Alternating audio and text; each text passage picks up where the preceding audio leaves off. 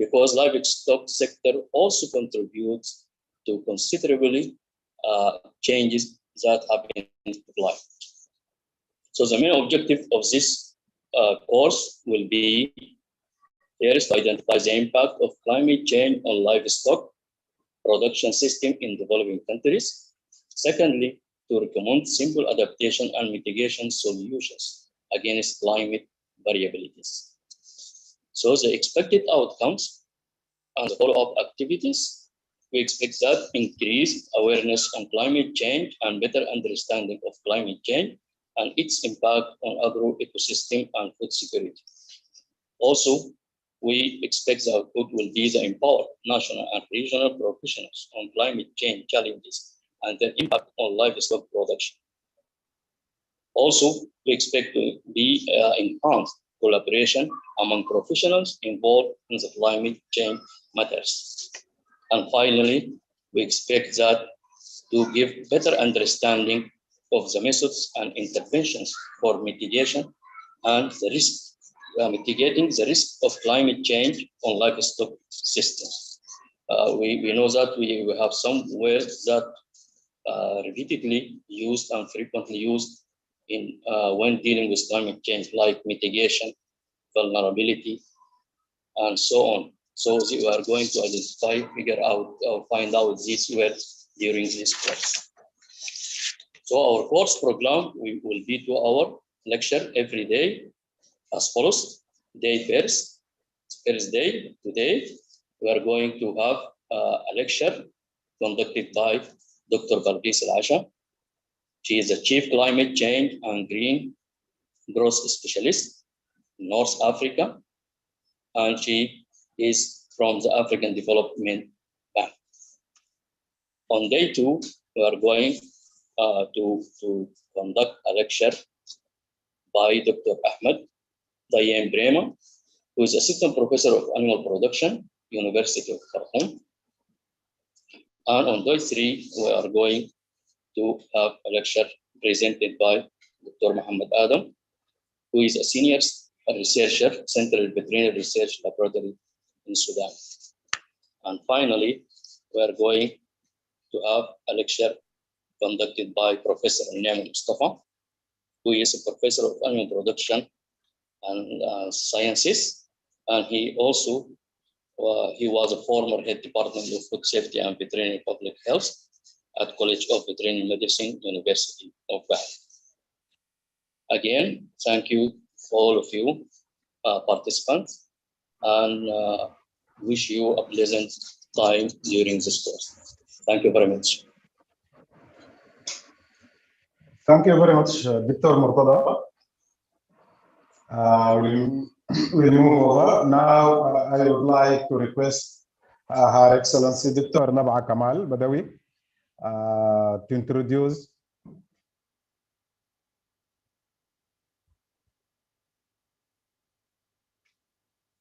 the theme of the AARDO College of Veterinary Medicine e-training program. Dr. Nabha Kamal Badawi is Associate Professor in Biochemistry, Dean of the College of Veterinary Medicine, University of Bahrain since 2019. Welcome, Dr. Nabha. Welcome everybody. Bismillah ar-Rahman ar-Rahim. Salatu wassalam ala ashraf al-mursalin. Sayyidina Muhammad wa ala alihi wa sahbihi ajma'in. Dear Dr. Yasir Usman Ahmed, Cultural Relationship Manager, University of Bahrain. Dear Dr. Manju Nardu Sangi, Secretary General of AARDO. Dear Dr. Rami Kutisha, Assistant Secretary General of AARDO, African Asia Rural Development Organization, and the College of Veterinary Medicine, University of Bahrain, Collaborative Online Training Program. Dear online teacher, college students, and friends, you are welcome to our second online events under the name Climate Change Challenge, the way forward through reinforcement of livestock system in developing countries. First of all, I would like to make a brief note about the College of Veterinary Medicine. The College of Veterinary Medicine, University of Bahrain, is an integrated body that constitutes both the College of the Veterinary Science of the University of Bahr Al Ghazal and the Faculty of Veterinary Medicines of Upper Nile University. The establishment of the University of Bahrain yields this integration of the two institutions with their highly qualified staff and outstanding curriculum. The Sudan, with its massive animal population, both domestic and wild, need well-trained veterinarian personnel to cater for disease control program, improving the welfare of the animals, and assist in planning better output. Livestock industries through provision of an intensive, well-oriented teaching program, the expected output could be relied on to provide excellent veterinarians that meet the expectation. Dear all, the College of Veterinary Medicine comprise 13 departments. These departments are anatomy, Department of Physiology, Biochemistry, Molecular Biology, Bioinformatics, Microbiology, Department of Pathology, Parasitology, Medicine and Pharmacology, Department of Toxicology and Forensic Medicine, Department of Food Safety and Veterinary Public Health, Department of Surgery, and Department of Obstetrics and Gynecology. In addition, the college have veterinary hospital and special parts of pets animal. Ladies and gentlemen, the livestock sectors globally is highly dynamic developing countries. It is evolving in the response to the rapidly increasing demand for livestock product. In developed country, demand for livestock product is stagnant, while many product systems are increasing their efficiency and environmental sustainability. Historical change in the demand for the livestock product have been largely driven by the human population, income growth, and urbanization. The production response in the different livestock system has been associated with the science and technology, as well as increasing animal numbers. In the future, production will increasingly be affected by the competition for natural resource, particularly land and water. Competition between food and feed, and by the need to operate in the carbon-constrained economy. Dear all, development in breeding, nutrition, and animal health will continue to contribute to increasing potential production and further efficiency and genetic gains. Livestock production is likely to be increasingly affected by carbon constraint and environmental and animal welfare legislation. Demand for livestock production in the future could be heavily moderated by socio-economic factors such as climate change, human health concern, and changing socio-cultural value. There is considerable uncertainty as to how these factors will play out in different regions of the world in the coming decade. Finally, my hope is that by the end of this course, you have a new appreciation for the subject matter and will continue your education in the subject. I ensure you all that these lectures will be profitable for you in every aspect. Friends, this is all from me. Thank you. Thank you all for being such patient listeners. Now, I would like to invite your chief guest to place some to enlighten us with this valuable thoughts. Thank you very much, and you are welcome in our events. Thank you very much, Her Excellency Dr. Nabha. Now I would like to request Dr. Yasser Osman on behalf of His Excellency Deputy Vice Chancellor, University of Bahri. Dr. Yasser Osman is Cultural Relationship Manager of University of Bahri. Welcome, Dr. Yasser.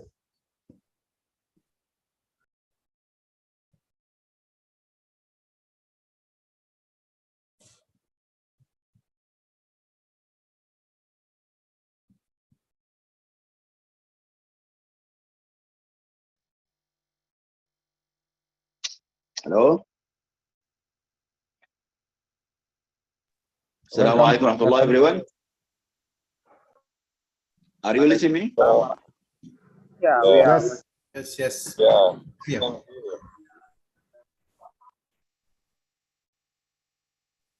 Assalamu alaikum warahmatullah. Wa alaikum salam wa rahmatullah. Welcome, Doctor. My name is Yasser Osman. I will talk to you on behalf of the Vice Chancellor, University of Bahri, High Excellency Dr. Manoj Nardiu, Secretary General of AARDO, Honorable Dr. Nabha Kamal, College of Veterinary Medicine, honorable participants and trainers, honorable colleagues, deans, professors from the University of Bahri. Assalamu alaikum wa rahmatullahi wa barakatuh. On behalf of the University of Bahri, it gives me honor and pleasure to welcome you, and I would like to express our deepest respect and appreciation to AARDO for the selection of University of Bahri to collaborate with and implement this online training program on climate change challenge, the way forward to reinforcement of livestock systems in developing countries, which started today, 23 August, until 26 of August. They agree to cooperate and collaborate with each other with view to achieving their common objectives, in particular with regards to address the challenges through technological innovations, solutions, and interventions and capacity enhancement to benefit and strengthen rural communities. I am very interested in this training program because climate change is interdisciplinary subject and could have a variety of impacts on human activities and natural resources. Thus, the definition of climate change is a long-term shift in weather conditions like change in temperature, precipitation, winds, and other indicators. And it can occupy both change in average conditions and change in variability, including, for example, extreme events.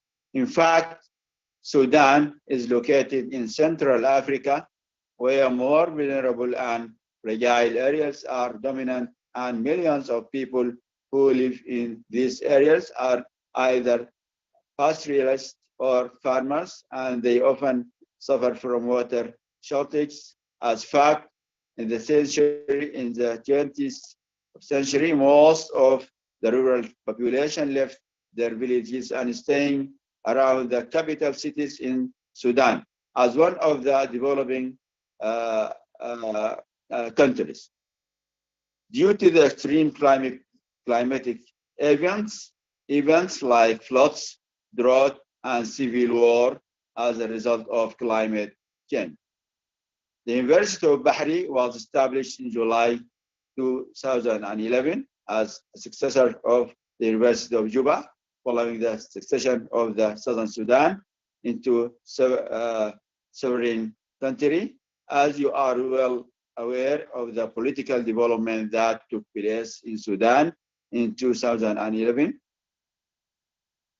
which led to the separation of its southern part the University of Juba, as well as the other southern national universities, Bahr al-Ghazal, Upper Nile, and Rumbek, were located to the newly formed country, the Republic of the South Sudan. The government of the Sudan established the University of Bahri in 2011 to succeed the departed universities in the Republic of Sudan. The University of Juba was established in 1975 in Juba, South Sudan. However, it was relocated to Khartoum in 1989 due to insecurity situation caused by the Second Civil War that lasted for more than 2 decades, from 1983 to 2005. While in Khartoum, the University of Juba underwent massive expansion, transformation, and diversification in its academic program following the secession of the Southern Sudan in July 2011. The University of Juba and the other southern national universities were also partitioned in accordance with the nationality of the staff, students, and other employees. Therefore, the University of Juba has relocated to its birthplace in Juba, where it was founded, while its Khartoum campus has been renamed the University of Bahri, and mandated to carry out all the academic and non-academic activities formerly exercised by the University of Juba when it was in the Republic of Sudan. Therefore, the University of Bahri is a natural continuation of the University of Juba in Sudan. At present, the University of Bahri possesses a well-developed campus in Khartoum North, Bahri, which encompasses about 60 hectares with 117 lecture halls of different capacities, 45 well-equipped basic and applied science laboratories, several computer and information technology labs, workshops for the College of Engineering and Horticulture, well-stocked library with capacity of 1,600 students, and other facilities necessary for a conducive learning environment. The university comprises 12 colleges and 6 specialized academic centers. Currently, the university has 35,000 undergraduate students, in addition to 2,300 postgraduate students. The university also has a team of 1,170 highly qualified professional members of academic staff. The university has also adequate number of skilled employees and technical staff. Finally, I hope that by the end of this course, this online course training program reaches its objectives and outcomes, and hope you a good, fruitful working days with Sudanese scholars from the University of Bahri and other universities, and as well as other Sudanese universities. Thank you, and you are welcome, dears and colleagues. Thank you. Thank you very much, Dr. Yasser Osman, on behalf of Vice Chancellor University of Bahri, to share us your speech.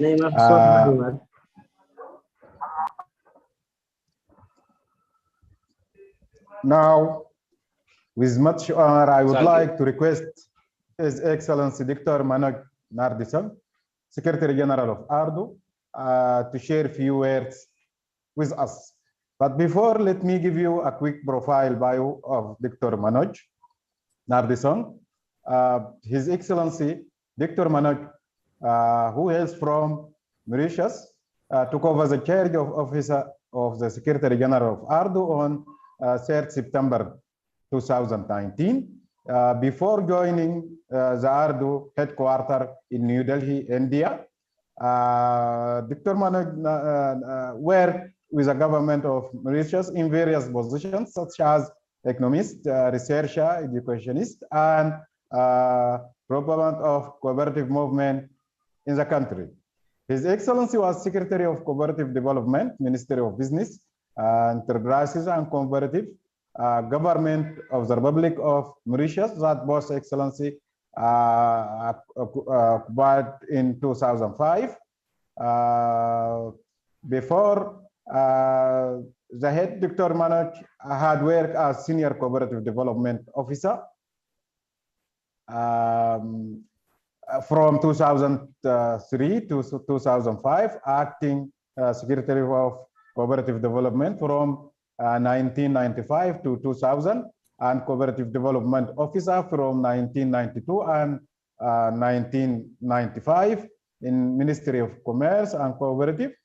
In 1991, His Excellency was also economist in the Ministry of Economic Planning and Regional Cooperation, and has also been a professor of economics in the college. We request Dr. Manoj, His Excellency, come share few words with us.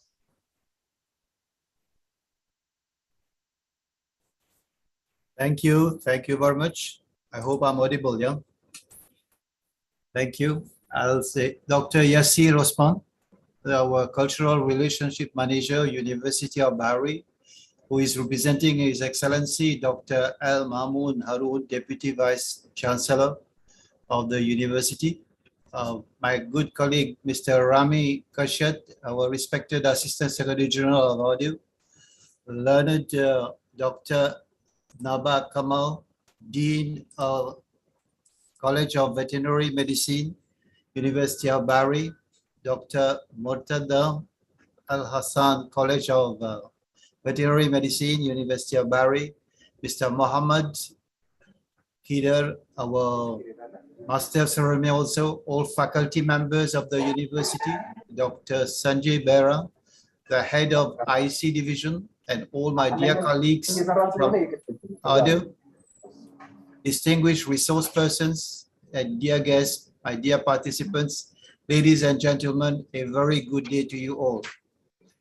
On behalf of my organization, the African Asian Rural Development Organization, which is representing 32 different countries from Asia and Africa, and on my own behalf, it is indeed a great honor and privilege, as well as pleasure for me, to solemnly extend a very special warm welcome to all of you to this very important online training workshop program, which is being organized by AARDO in collaboration with the University of Bahrain College of Veterinary Medicine in Khartoum, Sudan.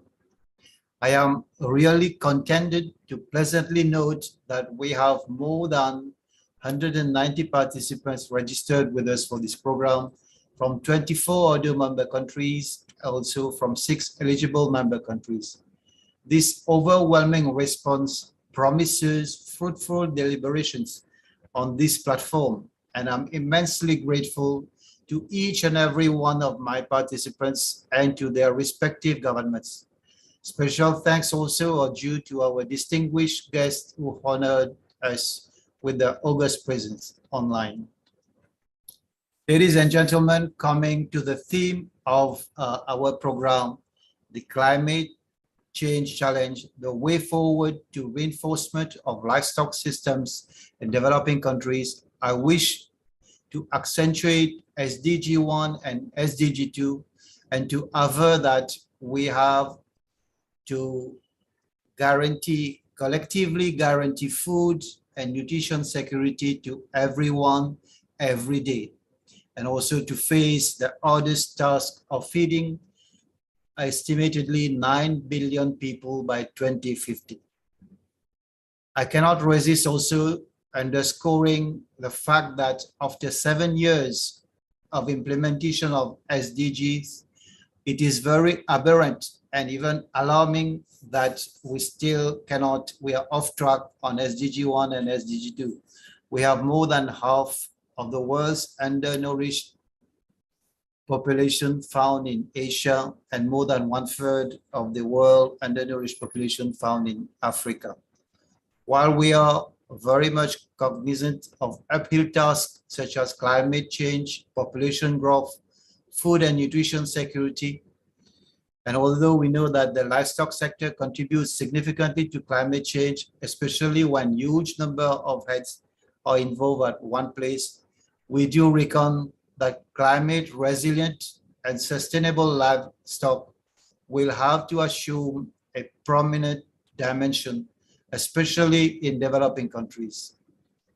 In many African and Asian countries, livestock, which is practiced on, I would say, small and medium scale, is considered very often to be one of the major assets of household and very important for livelihood support.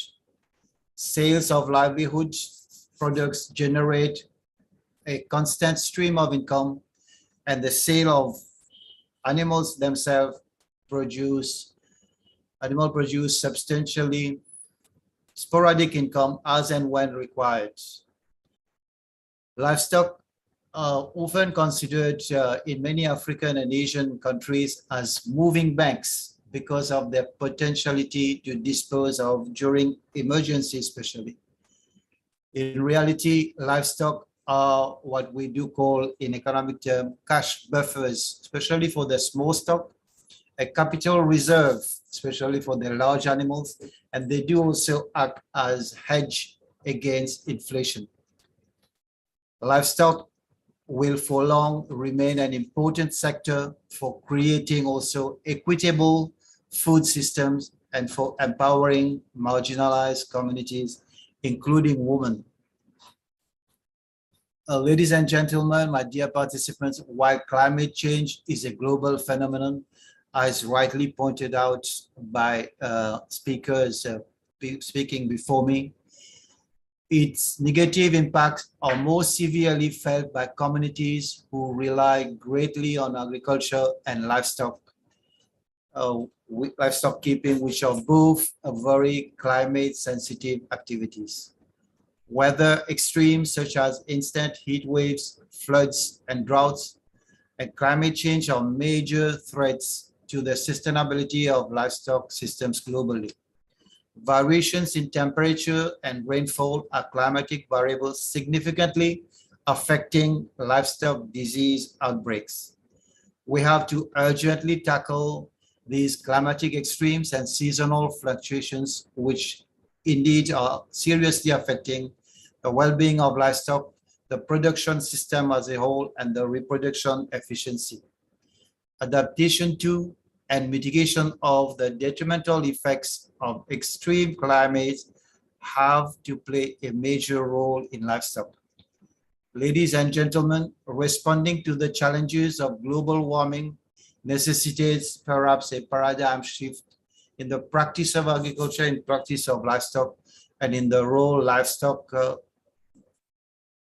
within our farming system.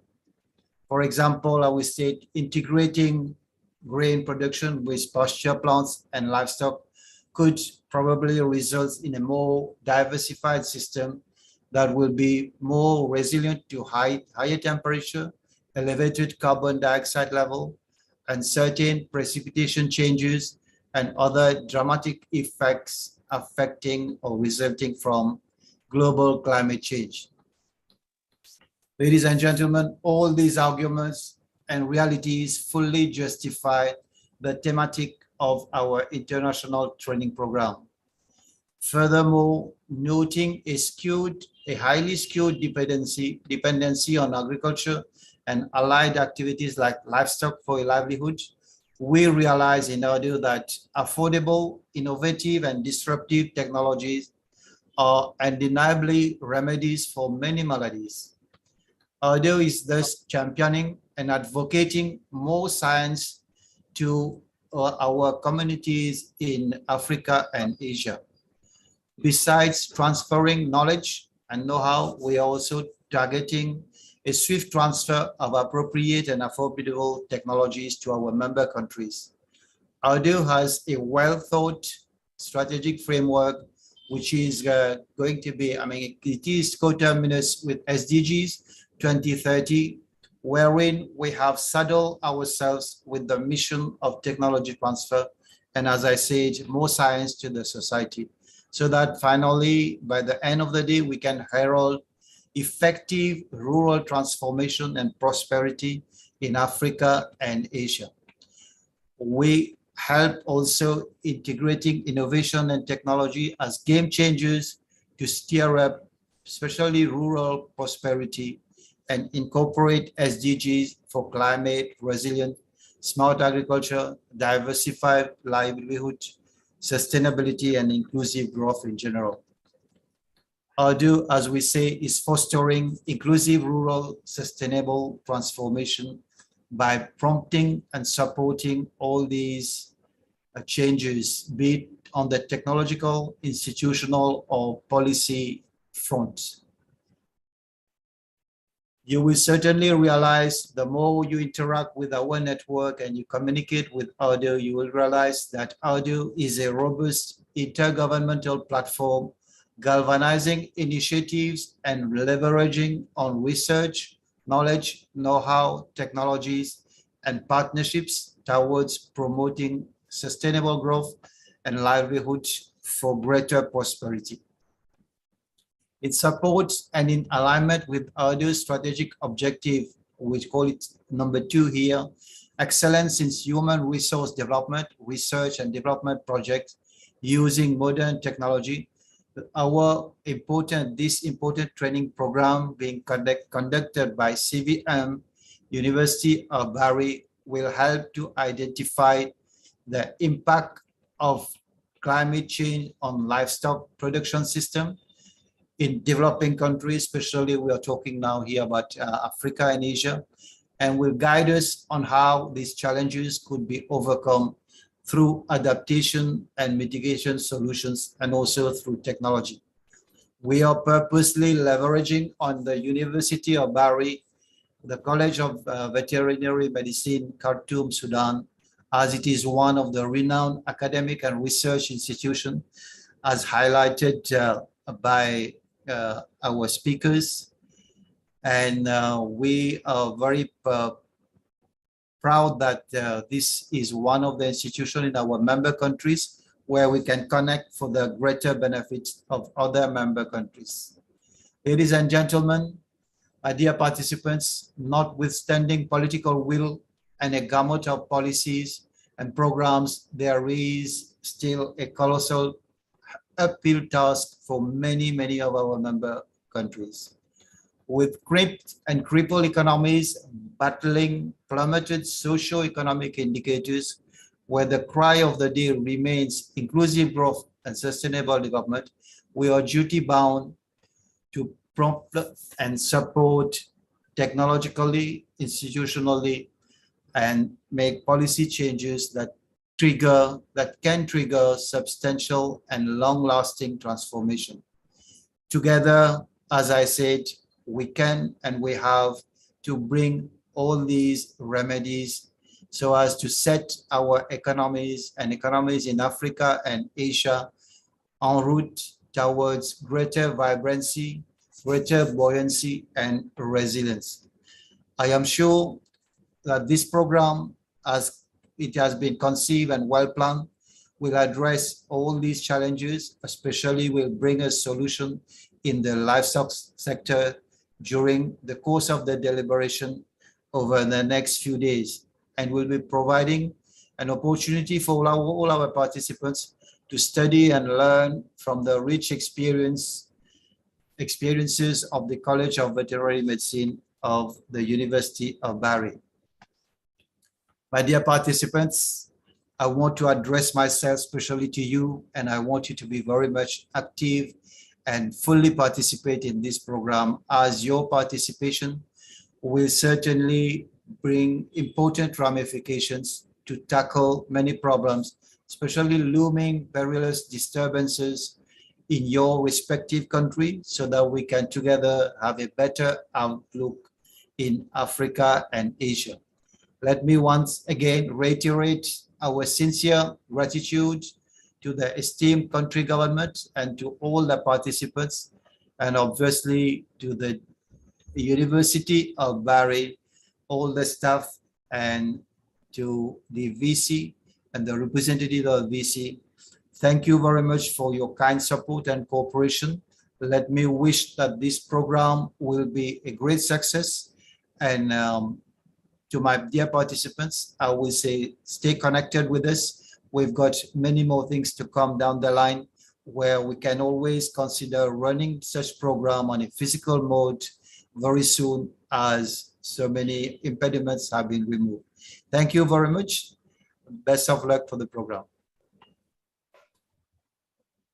Thank you very much, His Excellency Dr. Manoj Nardio Singh, Secretary General of AARDO, to share his valued words with us. Now, I would like to request Dr.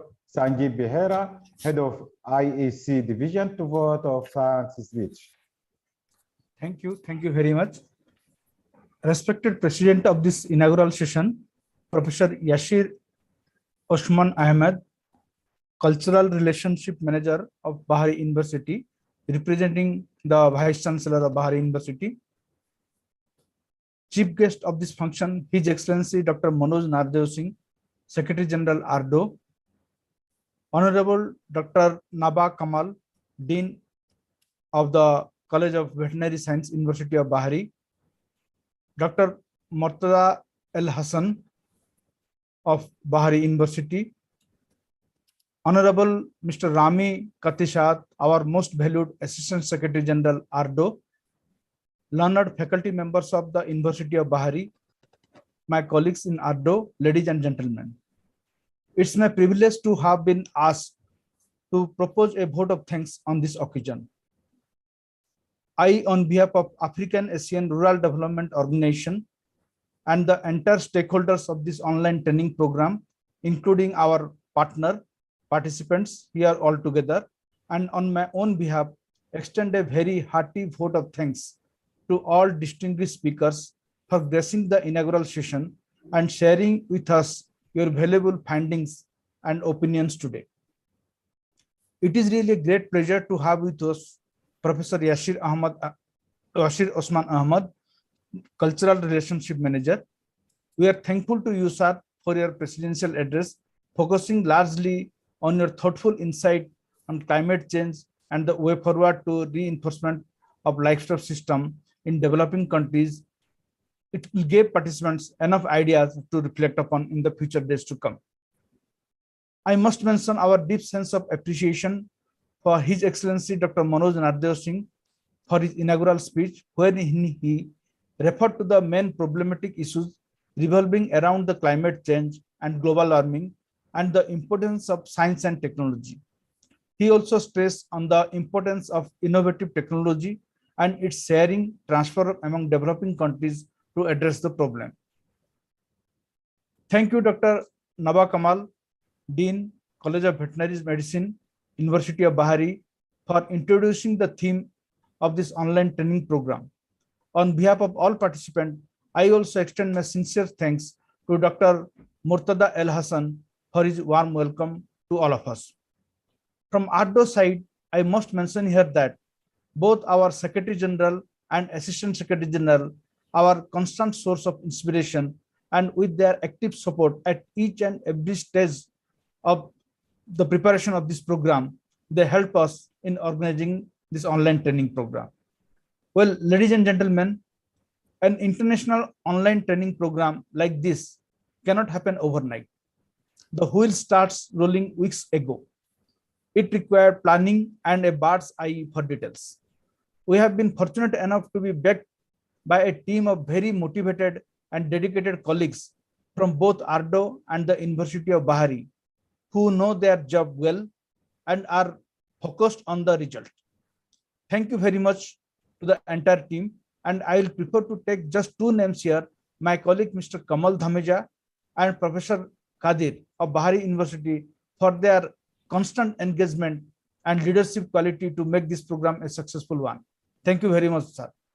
At the end, I sincerely wish all participants the best of wishes for the training program and have a nice, meaningful interaction.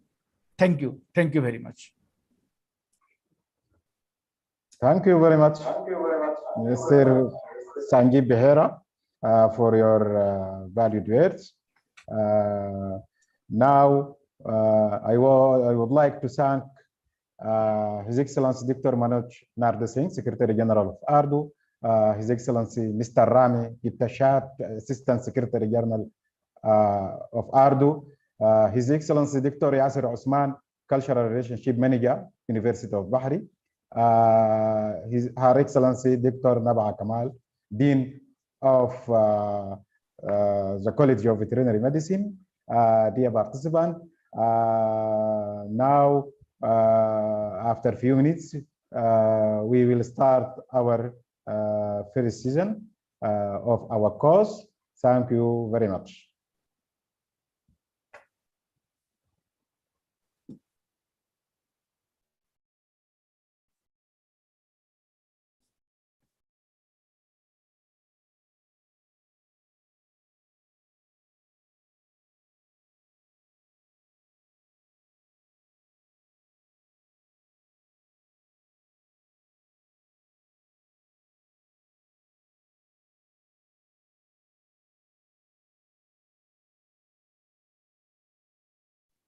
Professor Kheder, are you there? Yes. Yeah, it's good that if we can have one group photograph. Yeah, we will. Yeah, so I request all the participants to just open your camera so we can have a very good photograph with the smiling face. Sona? Yeah, you just take a photograph, huh? So all participants are once again kindly requested to open their cameras. Oh, sir, this is Jia Rushd from Bangladesh. Yes, sir. Perhaps host has stopped the video. Oh, please, let me open it. Thank you, sir. Thank you, sir.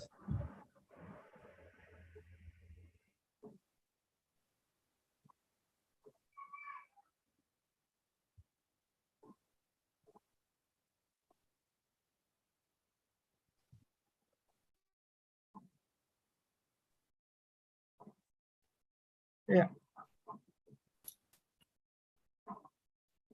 It's okay. Now it's okay that you are able to open your camera.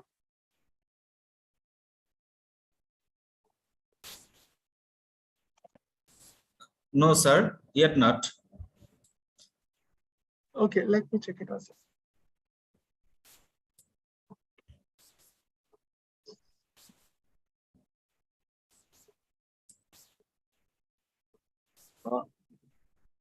I think some issue from your side because the rest of the participants are able to open the camera. If you are kindly requested to re-log in.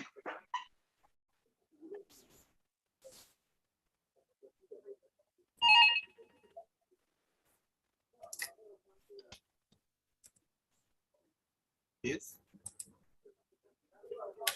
Yes, sir. Just give me a second because there are 133 participants, so we have to take a multiple shots from the multiple slides. Clear what's happened there, sir. Yeah.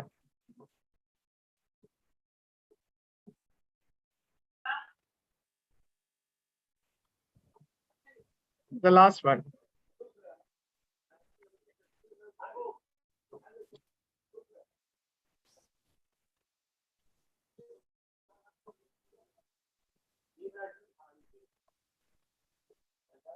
Yes, it's done. Thank you very much. Thank you very much.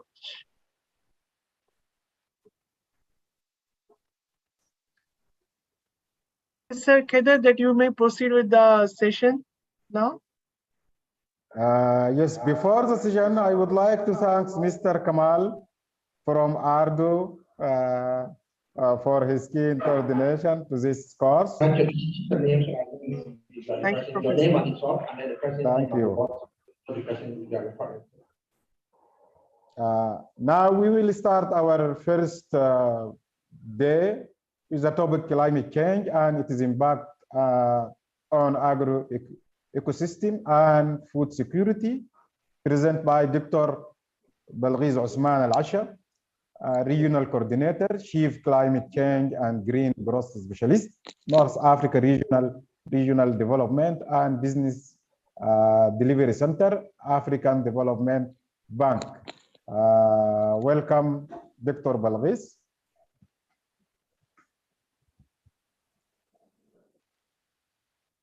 Thank you. Good morning, good afternoon, good evening, wherever you are. I'm very glad to take part in this important session. And I can see participants from different countries, so there are diverse group of participants, and I look forward for a very interactive session. My presentation will cover, let me share my screen.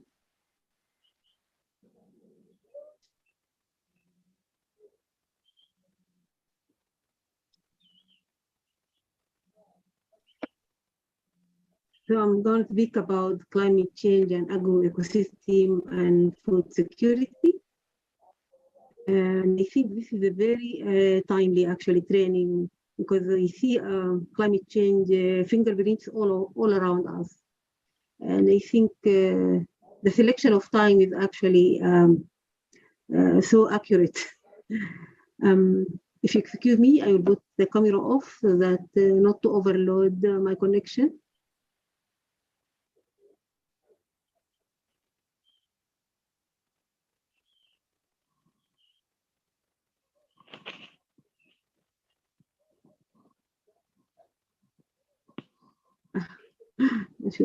Yeah, I cover our issues to give you the whole picture about climate change, why it is important, what the cause, what are the impacts, what are the response measures that are being implemented to to reduce its impact. Let me go. It's not moving. Sorry, I'm trying to go to the next slide. Yes, okay. So as I mentioned, I will cover climate change and global warming, the impact, the issues related to vulnerability and adaptation, and these terminologies used about a lot with climate change. So we need to have a good understanding about them, climate change mitigation, and as I mentioned, what are the global response. First, I would like to give a little introduction about the weather and the climate, because many cases people tend to mix between them. And when we speak about weather, it is the state of the atmosphere at a particular place during a short period of time. So the weather is what we see every day, every week, maybe every month, because it's a short term. When you look at open the window and you look outside, you are trying to assess the weather. You would like to see whether it is windy, it's cloudy, it's hot, it's cold. This is what we do in our everyday, in our life.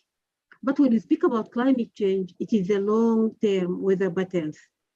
So simply we can say that the climate is an average temperature and precipitation over a time of a minimum 30 years. So we speak about the climate of a specific area as the dominating weather over 30 years minimum.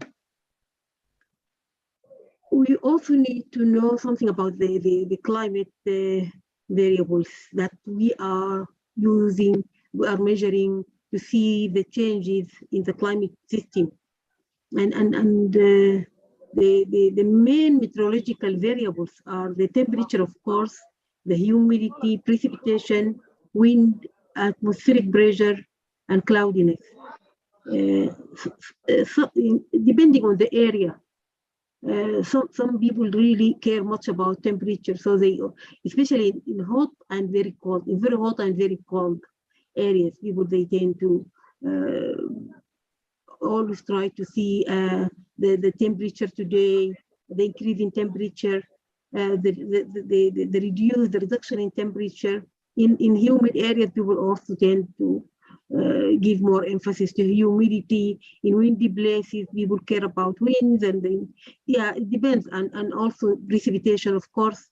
So sometimes these variables are, you know, like people are very concerned with these meteorological variables, but in other countries or many other places, people, they don't care because their weather is more or less stable, and they don't need to check over the different variables every time. So when we speak about the climate system, we need to know the climate system so that we improve our understanding, as I mentioned, about the climate change. The climate system is defined as an interactive system consisting of 5 major components. The atmosphere, this is which is very important for our session, of course. The hydrosphere, which is the water part, the cryosphere, the ice part, and the land surface or lithosphere, the rocky part of the atmosphere of the climate system. And these components are influenced by various external forcing mechanisms. The most important of which is the sun. So the sun has influence over all these systems or components of the climate systems. For us, we consider also biosphere as very important, which is part of all these. Actually, it cuts across all the different components of the climate system. But when we speak about climate change, atmosphere is the most important part. The atmosphere is the thin band of air, and it's also made of numerous layers. So its function is to protect the earth. And also the atmosphere contains the air that we breathe. It's 78% of the atmosphere is nitrogen, 21% oxygen, and 0.9 argon, and there are traces of other gases like the carbon dioxide, which is 0.04. There is also methane, ozone, hydrogen, and water vapor, of course. So it consists of a number of gases, and among them, the most important one is the oxygen. The layers of the atmosphere are like troposphere. The troposphere is the lowest layer of the atmosphere. This is the one closest to the Earth. And we have the stratosphere, where we speak about ozone layer and ozone depletion. We focus more on the stratosphere. We have the mesosphere, thermosphere, and exosphere.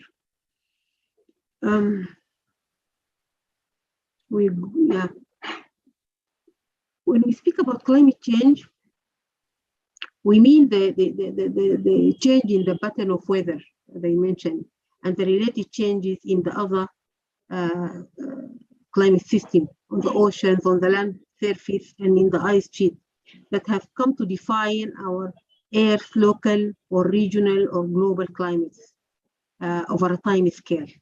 As I mentioned, this is a minimum of 3 decades.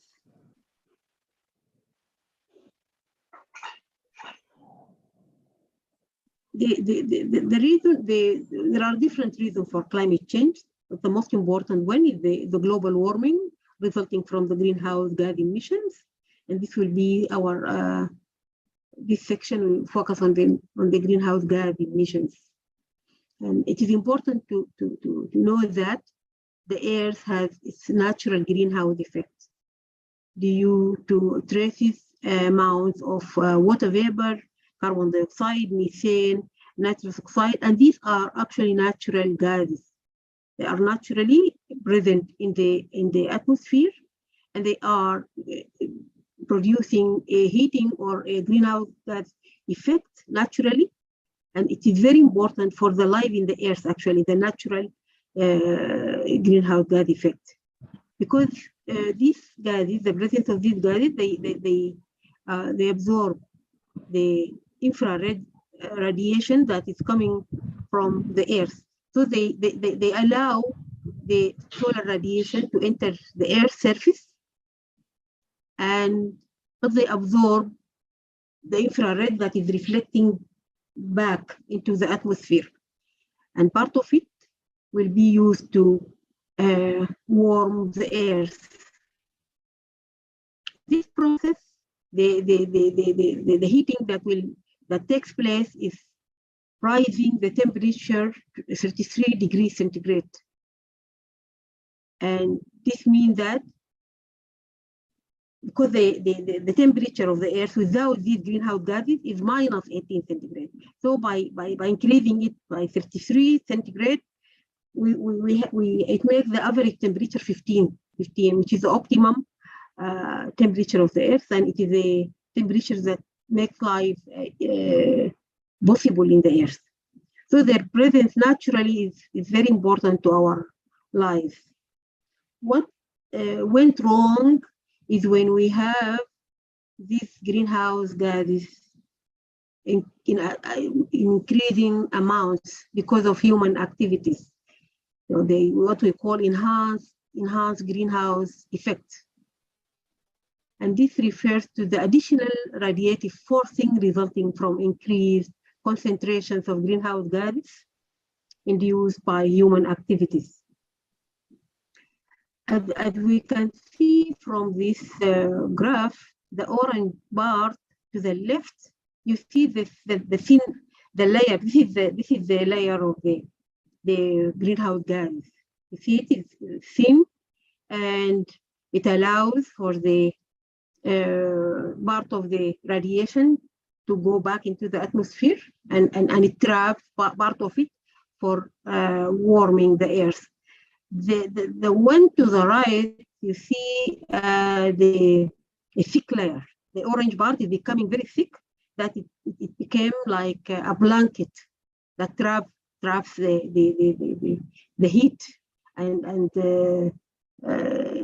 result in further warming of the earth. And this is the global warming effect resulting from these greenhouse gases. Coming to the sources of these gases that lead to the increased emissions and concentration in the atmosphere, we find that the carbon dioxide, for example, comes mainly from the fossil fuel combustion and from land use changes, and also from industrial processes, and of course other processes related to transport, and there are different sources, but mainly from fossil fuel combustion for energy use. The methane comes from the farming, landfills, right? Farming. This is the non-carbon sources, non-carbon dioxide sources. And then the nitrous oxide, also similar to the methane, coming from the land use change and other sources. This perfluorocarbons, these are part of the gases that also affected the ozone layer. So their presence at the troposphere level is similar to the other greenhouse gases. So they come from refrigerators, from manufacturing, different types of manufacturing. Sulfur hexafluoride, also from industries, and nitrogen trifluoride. Some of these gases are, we don't find them with large quantities, but they have warming even more than carbon dioxide. Sorry? So that they can have actually more effect than the other greenhouse gases because of their warming potential. They have high warming potential, even in small quantities.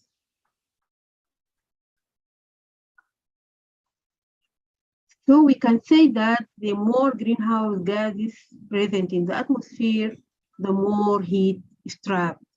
leading to this global warming. And the graph to the right shows the increase in the emissions coupled with increased rising in temperature starting from 1880 to 2016.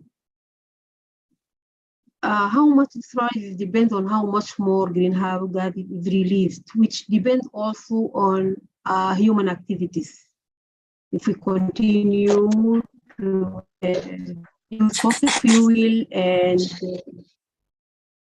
continue with deforestation, then more and more greenhouse gases will be emitted and the concentrations will increase and the temperature will also increase. So the human have so much added greenhouse gases to the atmosphere that even if we stop the emissions now, today, the planet could continue to warm for decades to come. And this comes from what we call the inertia of the climate system, which makes the response of the climate system to changes very slow. And as I mentioned, there is warming potential associated with these gases that make them, even after they need time to remove their impact. And so we need to act now so that in the future we don't have more warming. It takes time to, it will not just reverse back immediately. It's important to know which sectors emit the global greenhouse gases. Economic sectors, of course, it is mostly economic activities that contribute to this process. And as you can see from this figure, energy constitutes the largest contributor by more than almost 3/4, followed by the land use change and agriculture, forestry, land use change, and then waste, methane, and other sectors. But the most important, of course, is the energy, including all their transport and different types of energy. So any strategy should focus on these economic sectors with the largest contribution to the greenhouse gas emissions.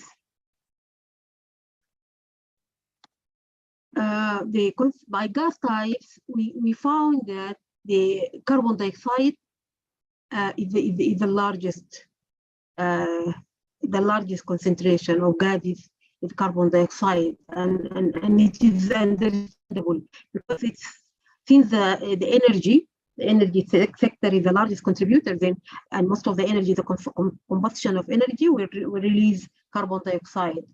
So 64% of the gases is carbon dioxide, and 17% methane.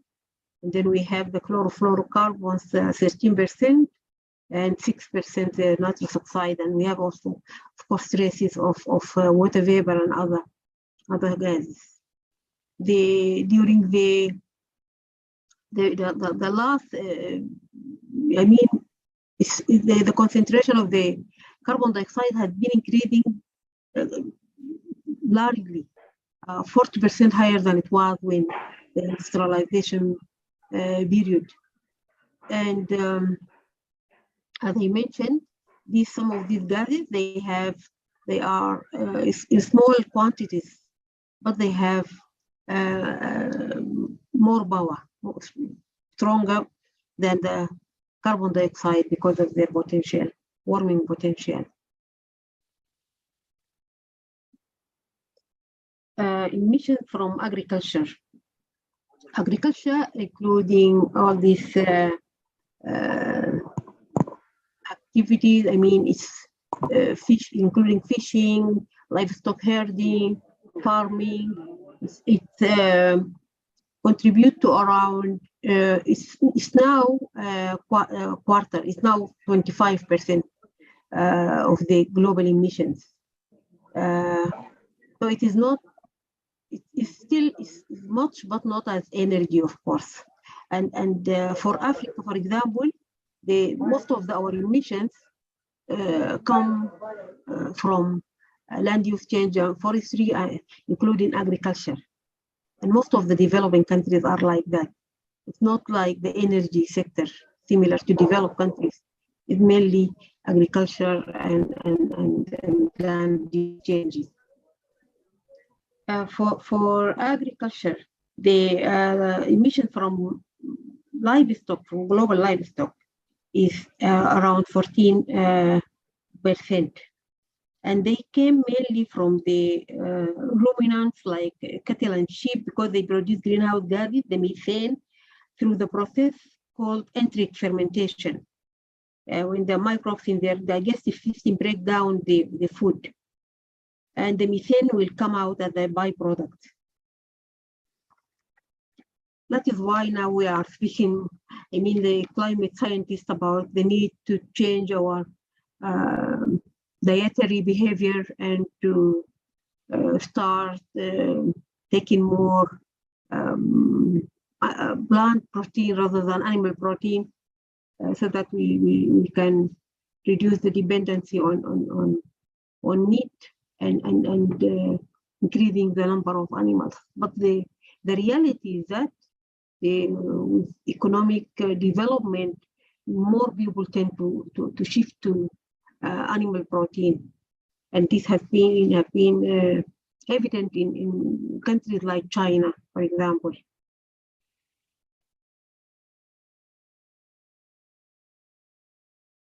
The sources from energy, we have energy combustion, we have the mining, of course we have the industrial processes, different types of industries, and we have a category that is international transportation, aviation and shipping. These are measured as a separate category, international bunkers, because you cannot include them in the national inventory systems.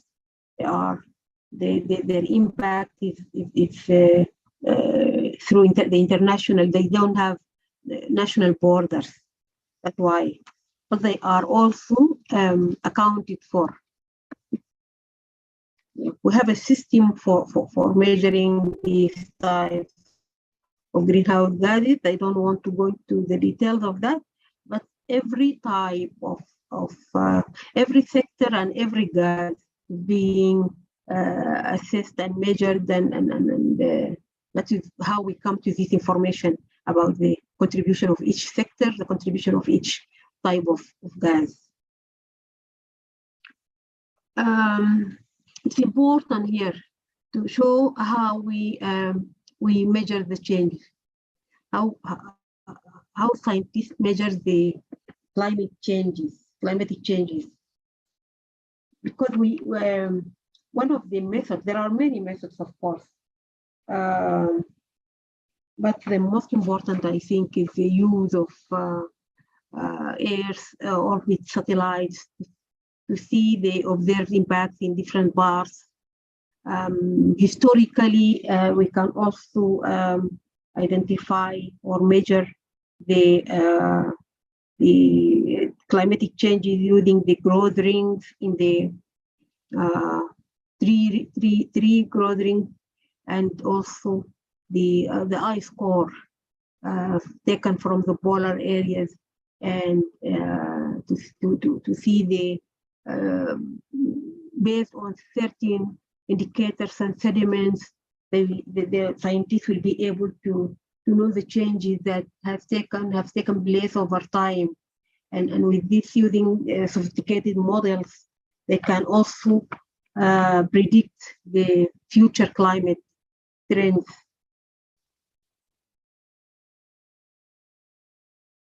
Okay, so now we'll move to the climate changes and their impacts.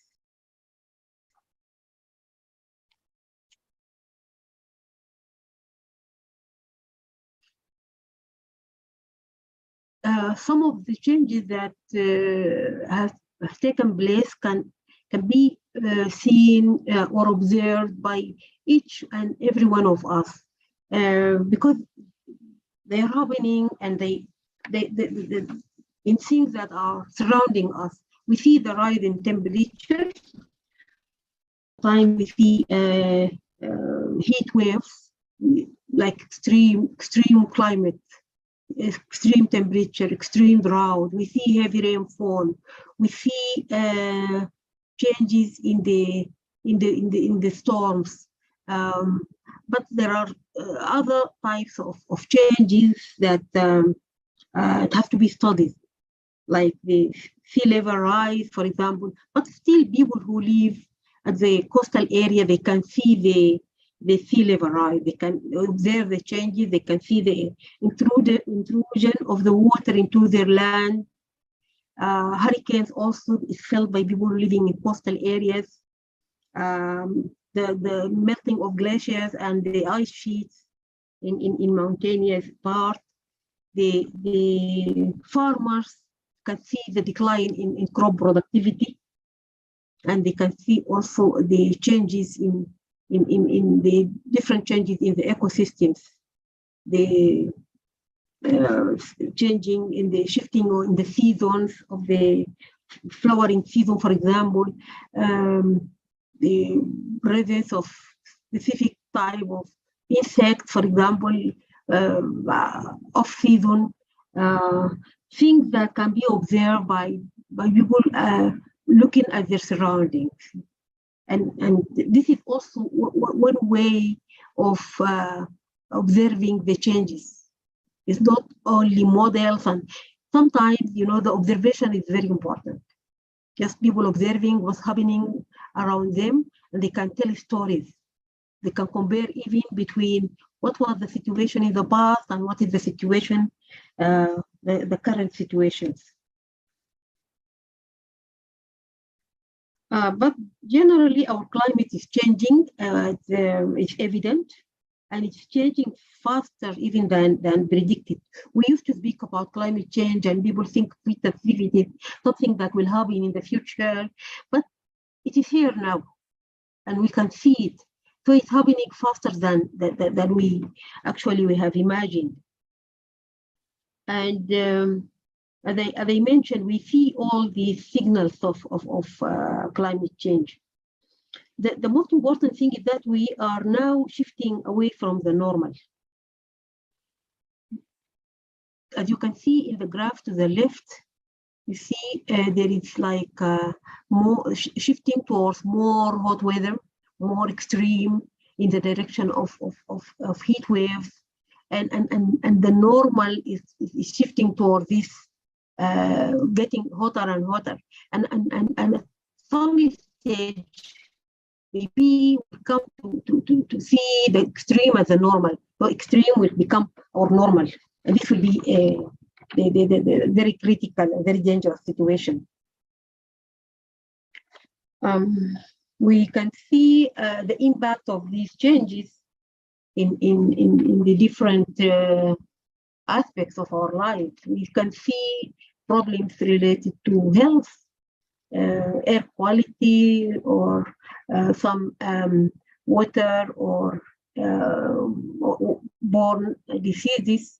We did a study in Sudan, and we found that malaria will be the transmission potential of malaria will be higher in areas which have not being like an area, a malaria area before, you see, because of the changing minimum temperature, to the extent that it becomes like an optimum temperature for the parasite. While in other areas, like in Khartoum, we found that maybe by 2060, Khartoum will be like malaria-free zone, because the temperature will be high to the extent that it cannot favor the pathogen or the parasite. Studies also done in Kenya, mountainous area, where they don't know malaria before, but they found that the area, some of these highlands are witnessing incidence of malaria, and it will increase in the future with increased temperatures. So you can see some of the health impacts already. The forest, you see the forest fires and coastal area, they said there is this inundation. You see some even hurricane that lead to the destruction of the coastal infrastructure. You see changes in agriculture, production, the crop yields, the water resources in terms of quantity, in terms of quality, and the demand, the higher demand for water by, for example, for agriculture, because of increased evaporation. So you can see around us different types of changes, and maybe I will speak about that more in the coming slides. Here we see that with the changes in temperature will also be associated with changes in precipitation. So a scenario of 1.5 increase in temperature will also have a milder, like impact on precipitation, as you can see from the green map. And 2 degrees will have a more impact, and 4 degrees will be the most critical one. This is, of course, I think it is the business as usual. When we don't put any mitigation measures, or we continued with our business as usual.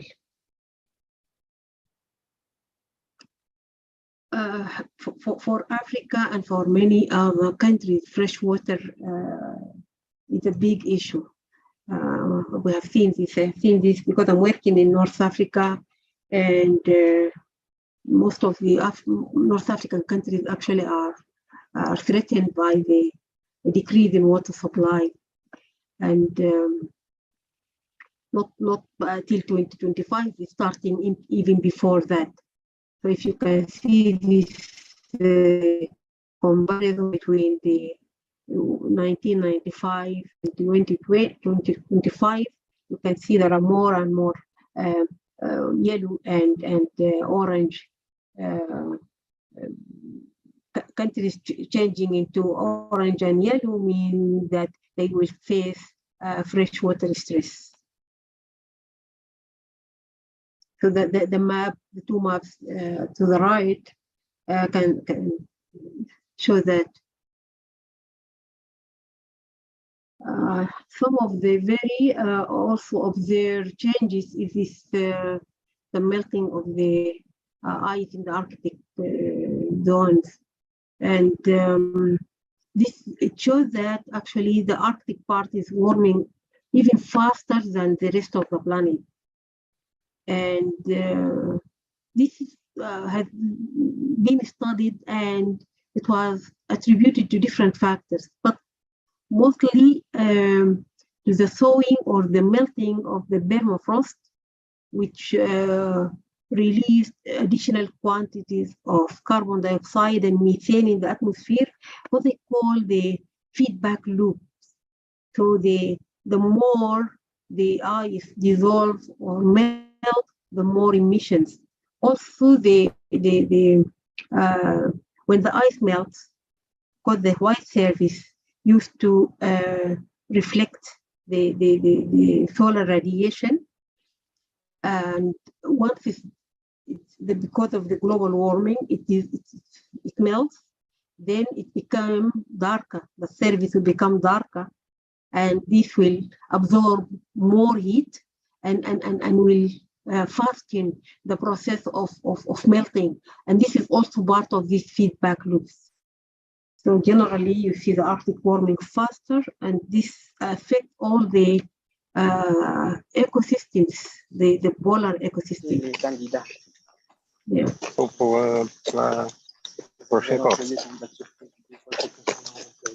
Sorry?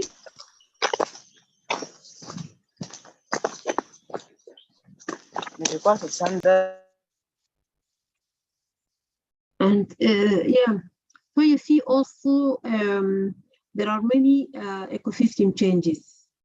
You see shifting in the range of the specific type of plants, for example, shifting northward or southward depending on the rainfall. You see changing in the timing of biological activities, the growth rates. Some parts of in the temperate regions, the growth rate become faster, and that was attributed to the increased temperature. When you increase the temperature to some degree, then you have a faster growing. But also they notice there is more biodiversity, so there are more new species. But this is confined, of course, to the temperate parts and what they can consider a positive impact of climate change. Nevertheless, it's nothing to celebrate because it will be short term, and when you compare these benefits to the negative impacts of climate change all over the world, you cannot celebrate that you have some benefits coming from the global warming. But generally, it can be observed there is the change in the growth rate in some parts. There is also the relative abundance of species. So maybe some species which was not there before, it start to appear, others disappear. Some invasive species may also find a chance. And all these changes actually like avenues for more studies and research, so that we will improve our understanding and also try to see how we can find solutions through research and innovative thinking. Bleaching of coral reefs and because of the rising temperature of the ocean, for example, or seas, there is increased diseases of the bees, and this has actually, because in many countries bees are the major pollinators. So, and this was actually, I was in Cambridge, and some of the scientists they spoke about that the farmers in UK they started to develop genuine interest in the climate change when they saw the declining number of bees and coupled with the decline in the productivity of their farms.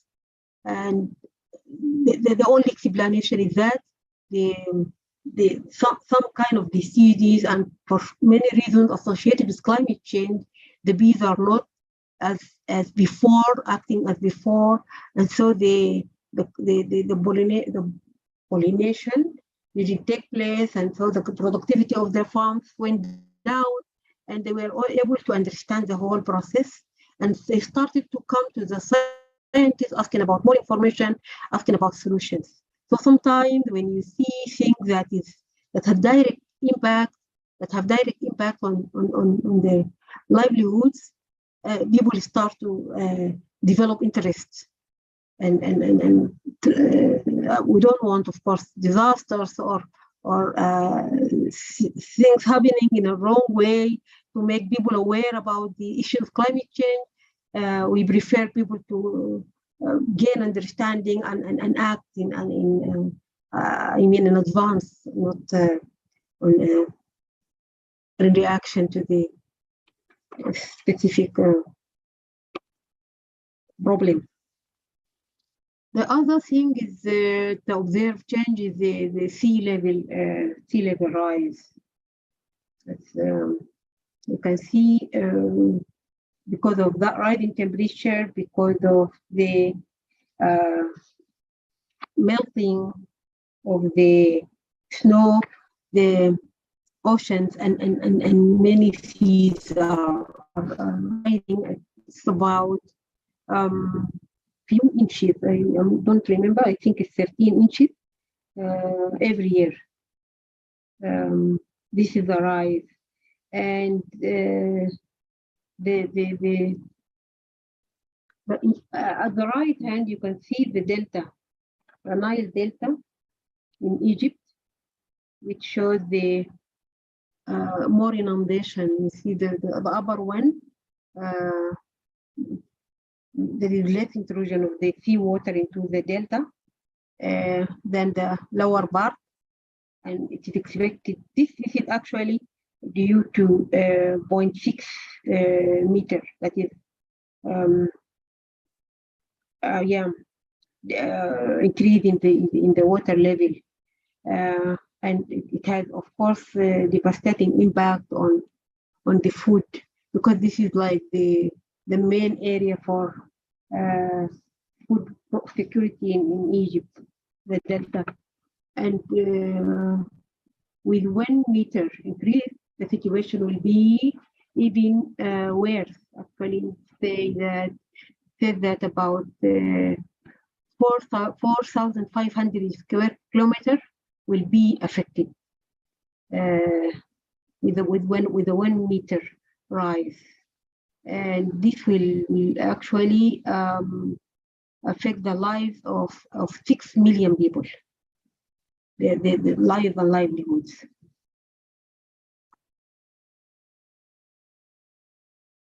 The most, actually, this is the most important one, because it is now observed, especially this year, the rising temperature everywhere globally, and it's seen even in Europe, and with really devastating impacts in some parts. We've seen the increase in temperature, the form of heat waves, killing more than like 2,000 people in Spain, also in France, and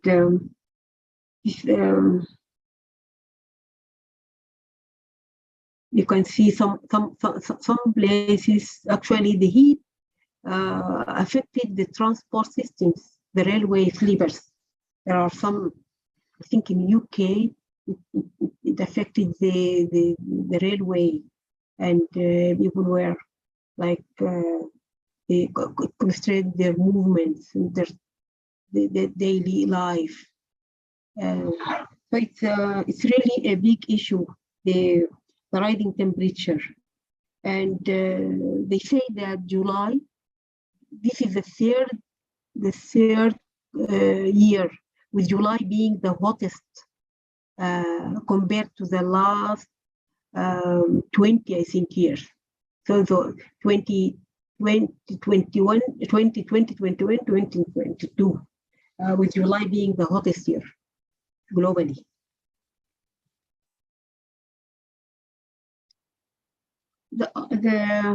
Another observed impact is the melting of the ice. We see to the right, this is Kilimanjaro. It has melted. Actually, it lost more than 80% since 1912. 80% of its ice cover. And also here we see Mount Kenya. We see the melting.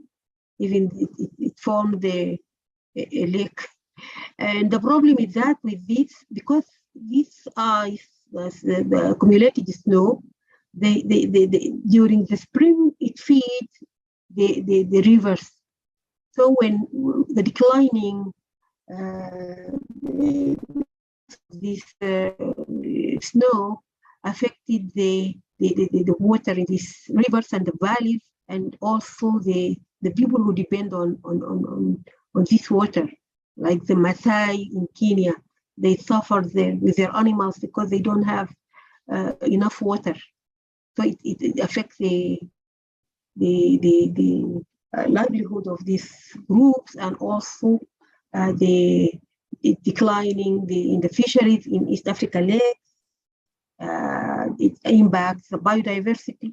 So it's not only like an ice cap, which is beautiful and people go for tourism, but it is also the connection to many livelihoods, activities, and people. And it's saying that like 25 to 40% of the mammals in national parks in sub-Saharan Africa are endangered with the water scarcity resulting from the melting of this. And it is also, of course, this is an economic impact because tourism is one of the major economic activities in a number of East African countries.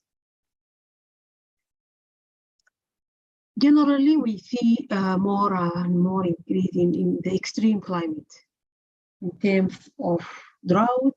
We already mentioned temperature, but we see also drought, we see floods, and especially the Greater Horn of Africa. It has been going through this for many, many years, to the extent that in 1 year you can witness a drought and flash floods. So, and people they don't have the capacity, even when there is flood, to make use of the water, to harvest it or to store it so that they can use it during the dry periods. So it's the impact of both are devastating. Although in many parts, actually before, people used to see water, even heavy rainfall, as a blessing, but now they see the impact is becoming also like a curse for many. This calls really for the adaptation, and I will come to speak about adaptation. Yeah, this also shows some of the floods that Sudan is witnessing. Actually, the one to the left is from the Tuti Island in Khartoum, 2020. People are trying using this they call barricades or sand to protect their island from the floods. In 2021, there was also floods that affected the numbers are here is more than 46,000 houses damaged and people affected more than 300,000. And the last one to the right is this year. So you see, every year now we are witnessing a state of flood, and it's almost like an emergency. And it kept eroding the adaptive capacity of the people. So every time when people they witness such an event, they will be less able to withstand and recover.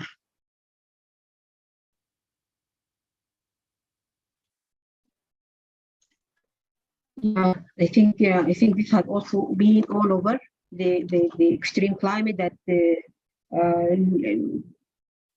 triggered the forest fires in different parts of the world. I've seen it in California, I've seen it in Canada, in Australia, and even in North Africa. This year we saw many fires in Morocco, in Algeria. We know that some of the trees, they reach a certain level, they can withstand certain level of temperature, beyond which it can be have what we call auto-ignition. These are some of the conifers. But there are also factors that is closely linked to climate change, and it increases the risk of fire, where, for example, the insects can kill trees, and it became like a dry fuel. You see the longer and more intense summer droughts stressing trees, and also leading to its being like a dead fuel. So these factors, coupled with the high temperature, resulted in the increased forest fires. And here we also have what we call the feedback loop that I mentioned in the ocean, in the polar region.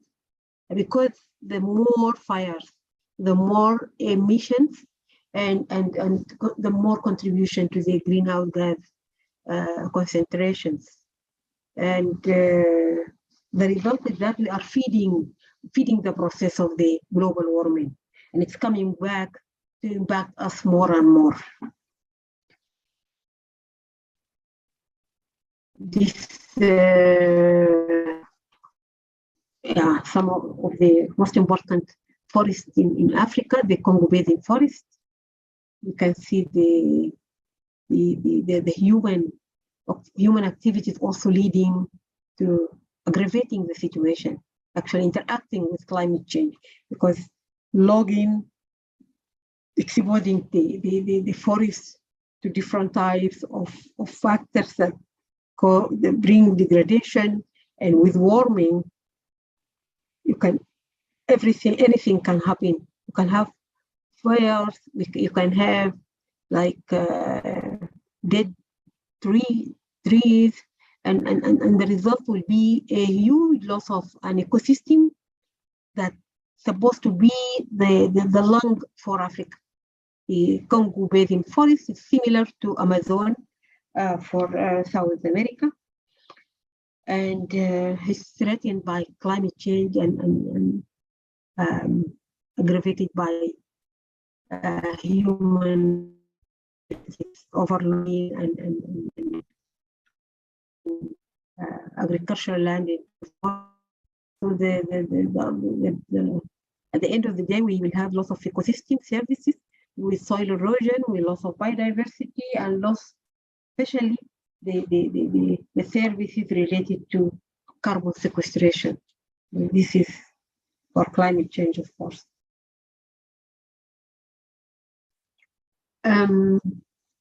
This is, I think, our topic. We came to the food security, and food security is not about only the production, because all the time when we think about food security, we think about the production part and how the climate change, for example, will impact agriculture or the productivity, but there are other components of food security that are equally important. Because if we define food security, it is we have food for all people, all times, and the people will have access to sufficient, safe, and nutritious food that meet their dietary needs and preferences to pursue a healthy life. So when you see this definition, it gives rise to the 4 dimensions: the availability of food, the accessibility economically and physically, and the utilization, and the stability. So, and we found that climate change actually impacts the different dimension or different components of food security. It's affecting the availability in terms of the production, the decline in productivity, I mean, the spread of, for example, the pest and disease, and also disrupting the different types of storage of and conservation and storage. Yes. لكن اديتها بسيطه والله يا اخي ما كوبايه اسمه انه ظرف قسمت النص اصلا قال لي كوبايتين قسمت النص مشكله قسمت النص ما ياخذ النص خلاص بكره الصباح. The access also which is can be impacted by the disruption in the transport system, or when your productivity decline, then your income also will go down, and you will not be able to afford to buy food. So access to food is also impacted. The utilization, when you don't have access to clean water, for example, you are exposed to different types of diseases. The ability to utilize the food will go down. So the different components of food security will be impacted by climate change. This just show you a global, like a summary of the global food security problems and how it cascades. The climate change impact cascades through the different, food chain, starting by the changes in temperature, sea level rise, precipitation, all of which will affect the agroecosystems in terms of whether it is agriculture, forestry, fishery, livestock production.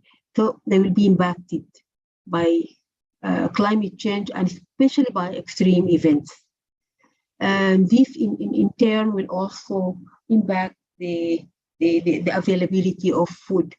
The post-harvest, we know there are big losses actually related to post-harvest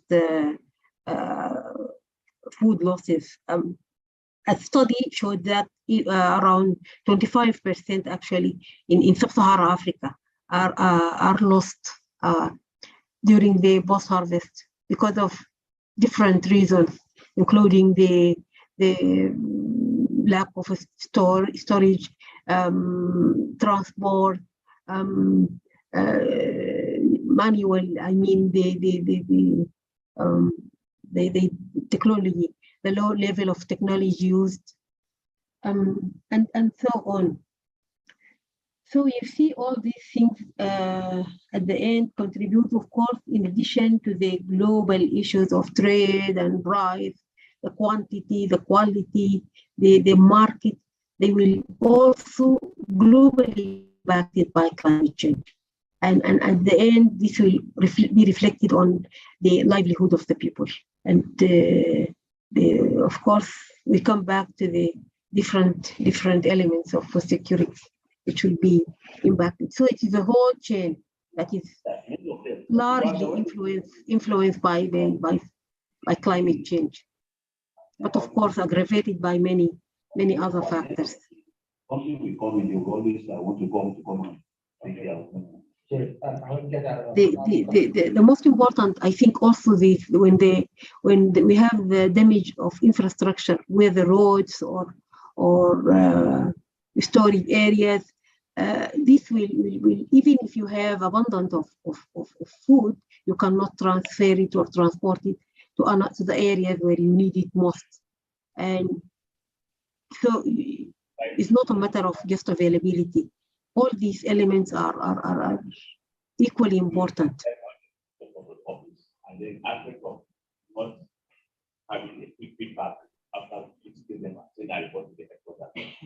Excuse me, if someone has to tell someone to close their microphone, the moderator, please tell the people to put off their mic, to mute.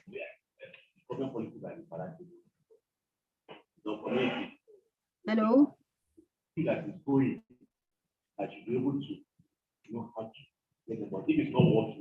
Hello? Okay, so we finished the observed part.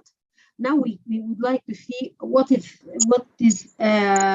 in the future for us. What's the projection? The models actually are giving us like a gloomy picture about the future. But all this, of course, taking into consideration that no real efforts are not serious efforts are put in place. For example, by 2050, the Sub-Saharan Africa will face 22% yield losses and 30% in South Africa and Zimbabwe. They will face 2% for sorghum and 35% for wheat. So this is something that is really big not 35% losses. That is big in the yield. By 2100, the crop production and net revenues would fall by as much as 90%, with the small-scale farmers being the most affected. This is also in Africa. This is something that means we'll be facing starvation. In many parts of Africa, they will experience losses for agricultural productivity by up to 50%. In some countries, from the rain-fed agriculture alone, they could face a reduction of up to 50%. Africa will face increased risk of hunger based on this, and maybe up to 128 million more people by 2030. Actually, this one, the 128 million more people will face the hunger. Malaria transmission area could also double in many parts of Africa, and as I mentioned, when health problem can also impact the food security.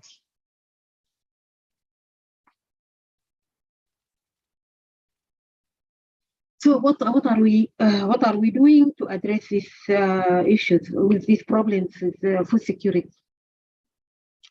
To address the food insecurity issues associated with change, as well as other multiple vulnerabilities, we need to have action aiming at increasing productivity while conserving our environment, so that we will ensure sustainability. It's very important that we continue to sustain our production.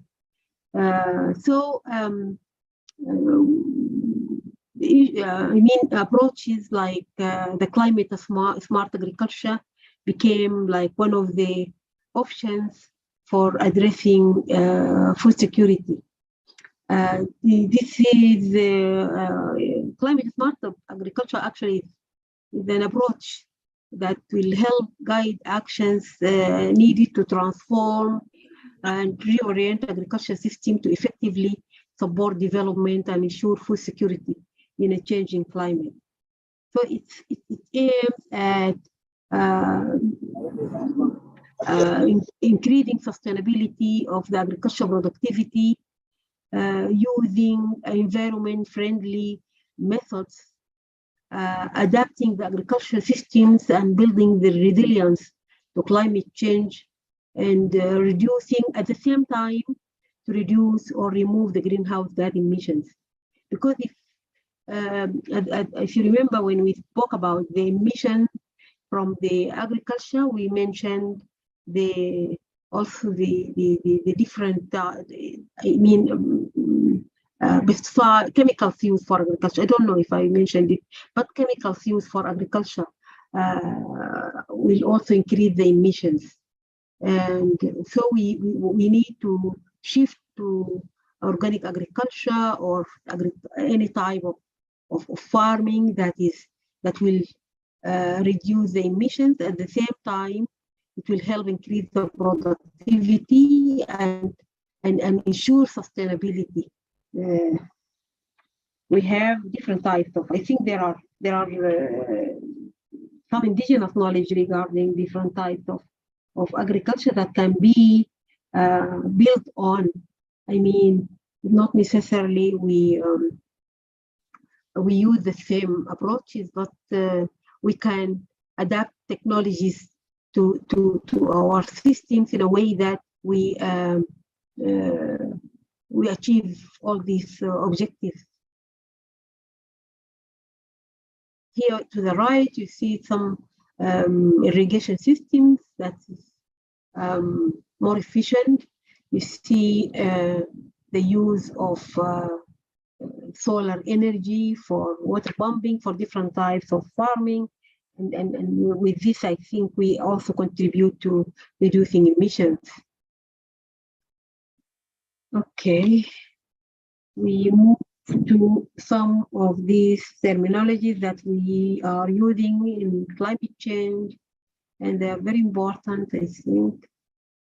So I don't know, do you need a break?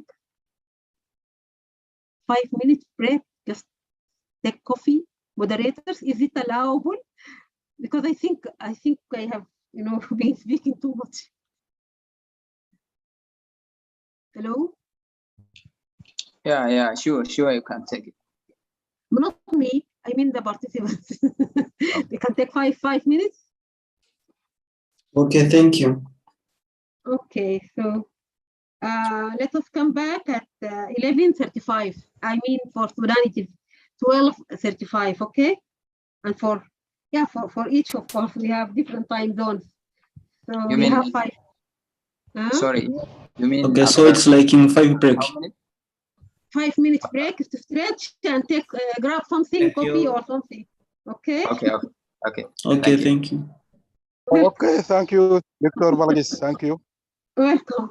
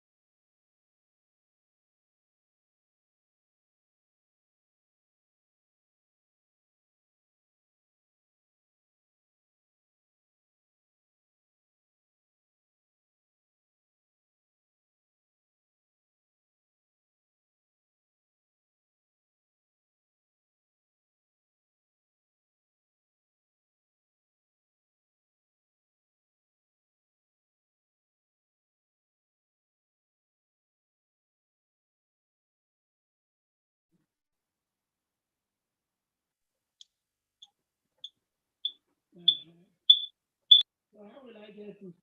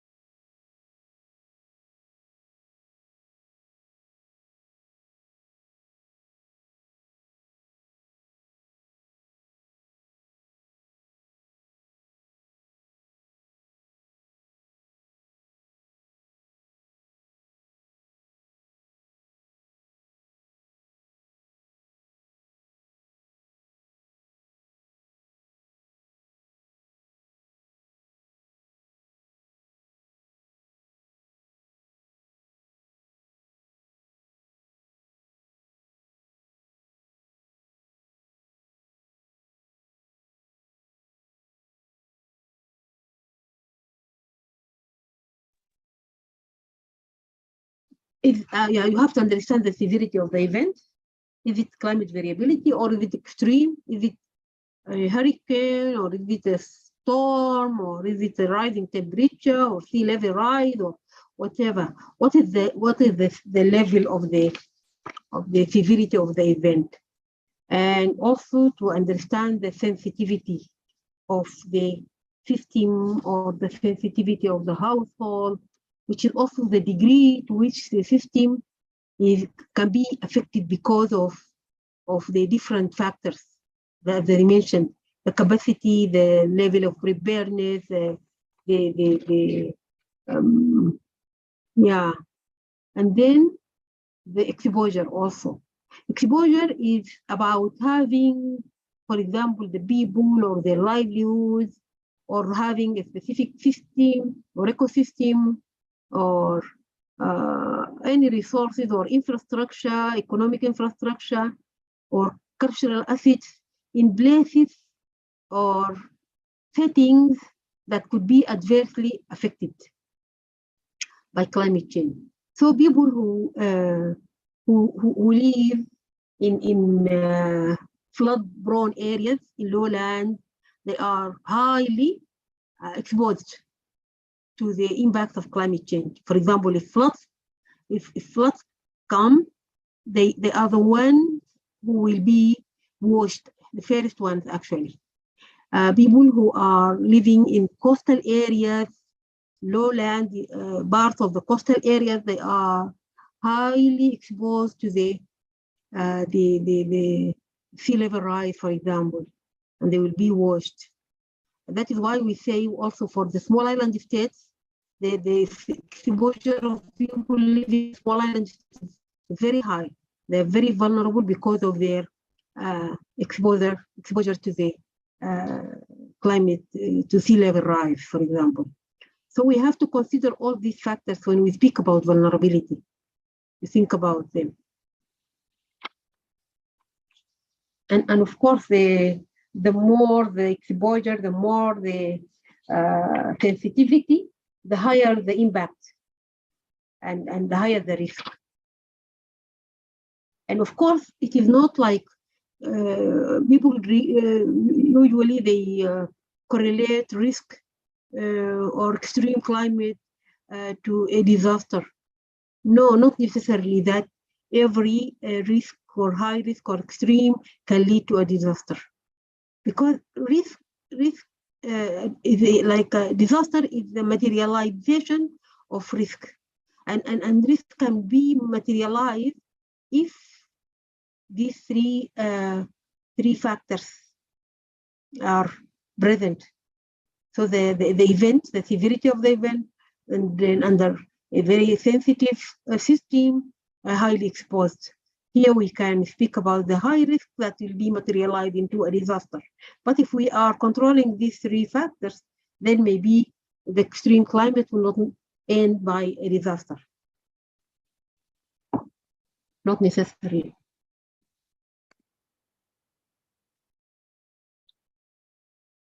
Okay, so we have what we call the compounding factors for the vulnerability. In addition to the three that I just mentioned, we can speak about the human factors that can also increase the vulnerability and also increase the risk. For example, the mismanagement of natural resources. If we are witnessing it in many places. Just we don't have a management plan for a forest, then to lead to forest degradation, deforestation. You will have expose the soil to erosion, and then this will increase definitely the vulnerability, because if you have a dust storm or you have floods, you will wash your fertile soil and impact the livelihood of the people who depend on the land, for example. And in continents like Africa, more than 70% people depend on natural resources for their livelihoods. Overfishing, overgrazing, anything that is done beyond the capacity of the resources.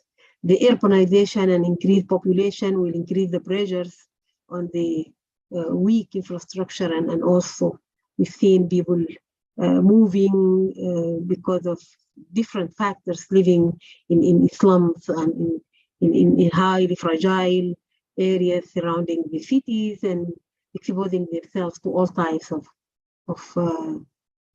hazards. Of course, poverty and unemployment will increase the dependency on natural resources and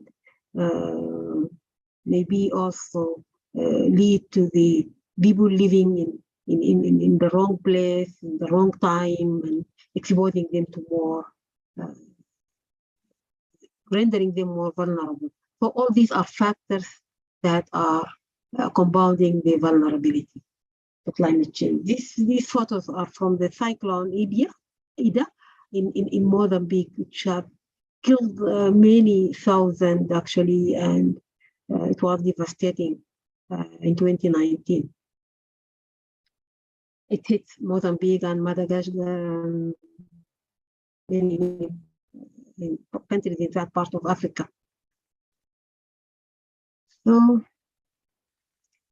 the distribution of vulnerabilities, you see it's actually increasing, and with this, if we consider the business as usual, if we continue, and I mean the people who are pumping the greenhouse gases in the atmosphere, if it continued like that, then no one will be spared. Actually, it shows the whole world by 2100, it will be at a high risk of climate change. We can see the maps, which illustrate the varying, at the beginning, it's varying levels of vulnerability in 2050, but more or less dominant vulnerability by 2100. This calls actually for global commitment to take serious actions to address climate change. And whatever needs to be done, it needs to be done now. I mean, it was supposed to be done yesterday. We were late already, so we need to act now. And I think many policymakers in developed and developing countries are now aware, but they learned the lesson about climate change the hard way, because only with all these extreme climates and the negative impact and disasters around the world, that people started to think about what to do to deal with climate change.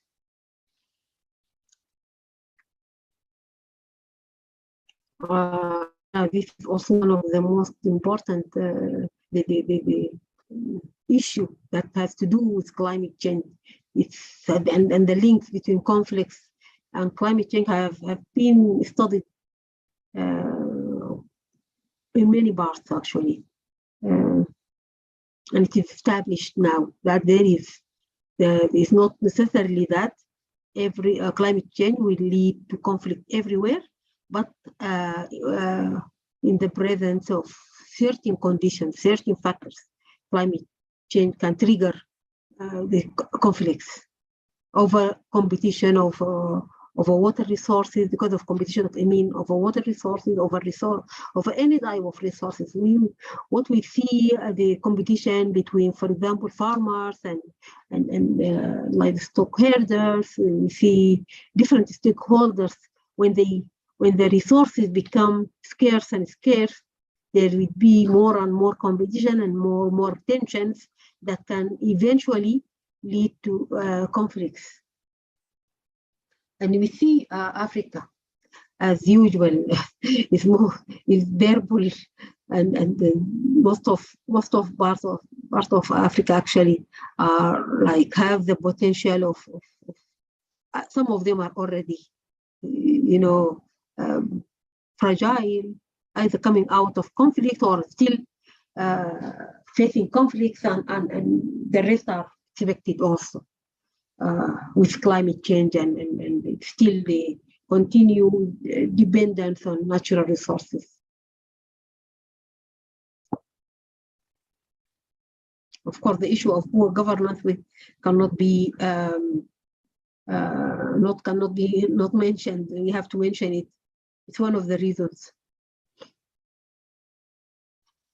The other important terminology that I think is we need to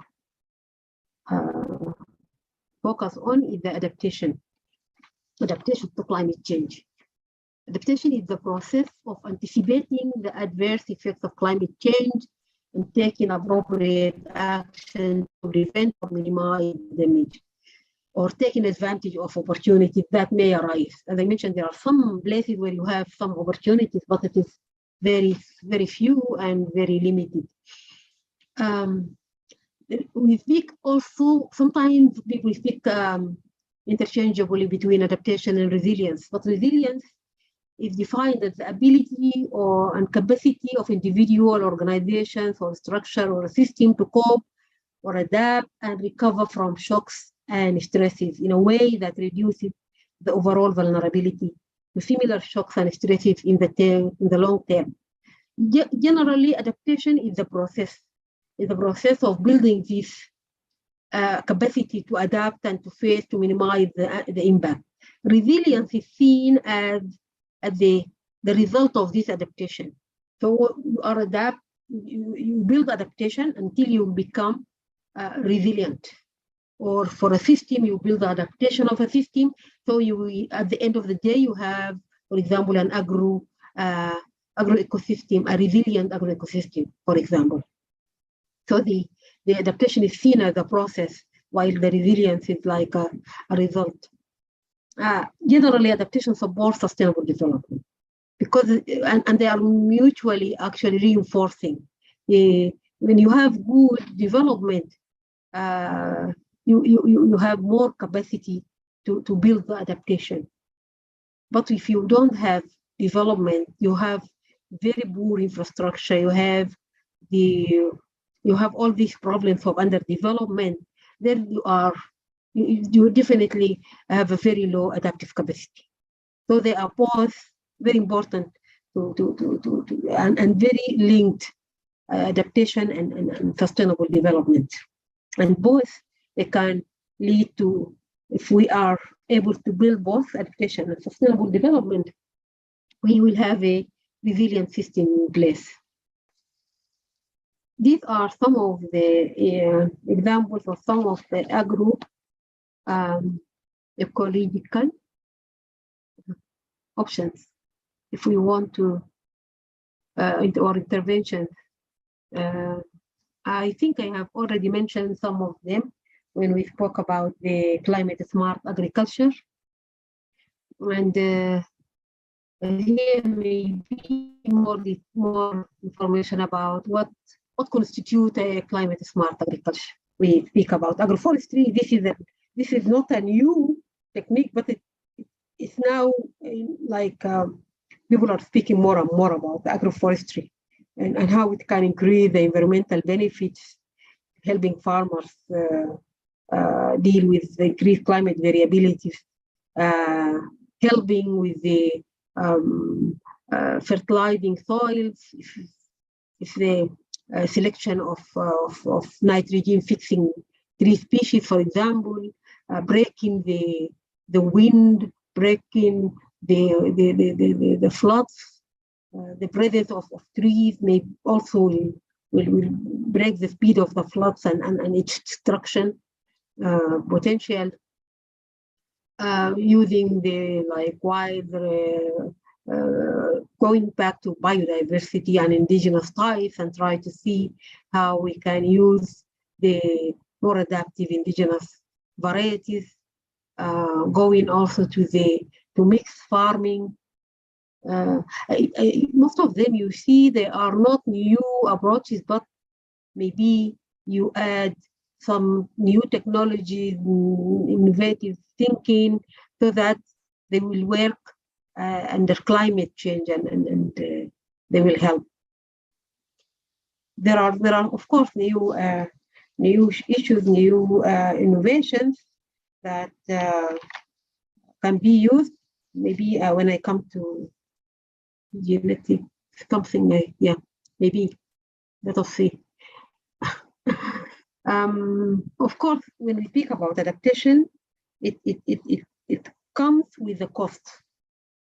You see, if we want to have a new breed or a variety of crops that is drought tolerant or heat tolerant, you need a research which have a cost. If you need to bring new technologies, you need solar systems or whatever. Every adaptation measure you need to have some. It has to be funded. Collectively, many estimates have been done to estimate the adaptation cost globally and also for different continents or regions. These different studies use different measures and to cost adaptation.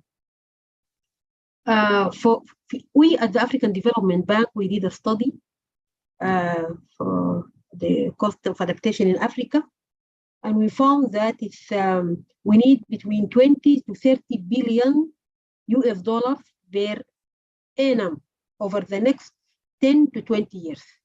So every year we need between 20 to 30 billion for adaptation in Africa.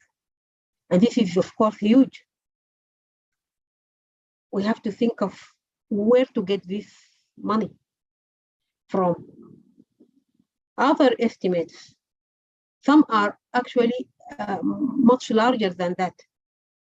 Some estimates, I think by the World Bank, it goes up to 60 billion per year, 60 billion US dollar per year for adaptation in Africa. And the problem is that now we have these climate funds. We have the Green Climate Fund, we have the Climate Investment Fund, we have different types of funds. But collectively, what comes to Africa is less than 3% of the total funds allocated to climate change, which is peanuts. So with increased climate change and rising temperature, increased impacts, we need this cost will go higher and higher, as you can see here. So by 2050, it goes up maybe to 70 billion, the black line.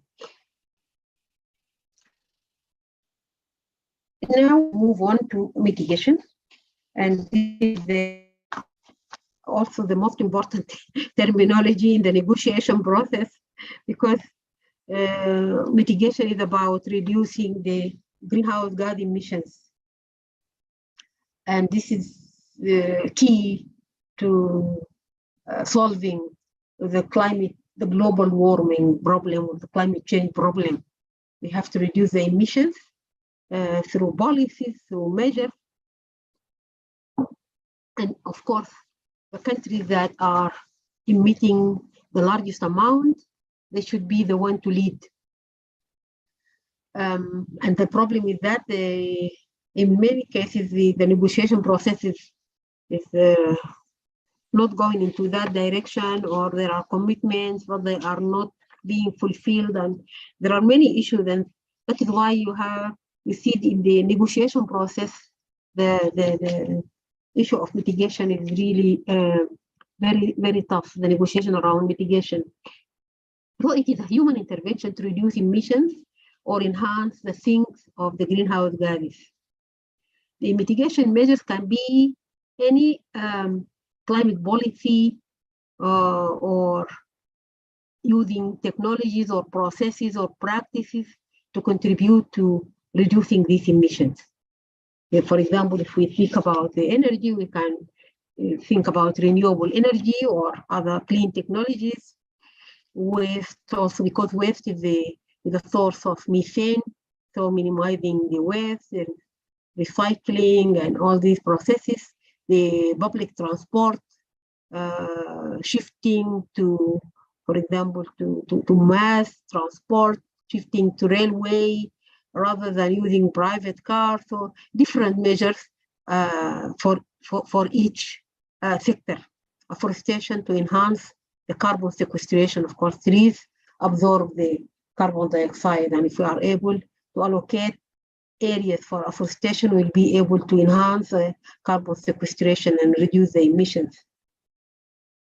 And now we speak also about the mitigation pathways, which are the approaches that focuses on biophysical, techno-economic, and or social behavior trajectories that involve various dynamics and actors across the different scales. So now we speak, for example, about low carbon development pathways or low carbon development trajectory, where the countries have to move to shift to low carbon using renewable energy, shifting, as I mentioned, their transport system changing, or making all the changes so that they are in the low carbon development pathway. This is also one of the terminologies that's frequently used in relation to climate change. So of course there are a number of policies to stabilize the climate, because this is the concern now. How are we going to stabilize the climate? And this is of course the objective of the United Nations Framework Convention on climate change. But then the IPCC report put some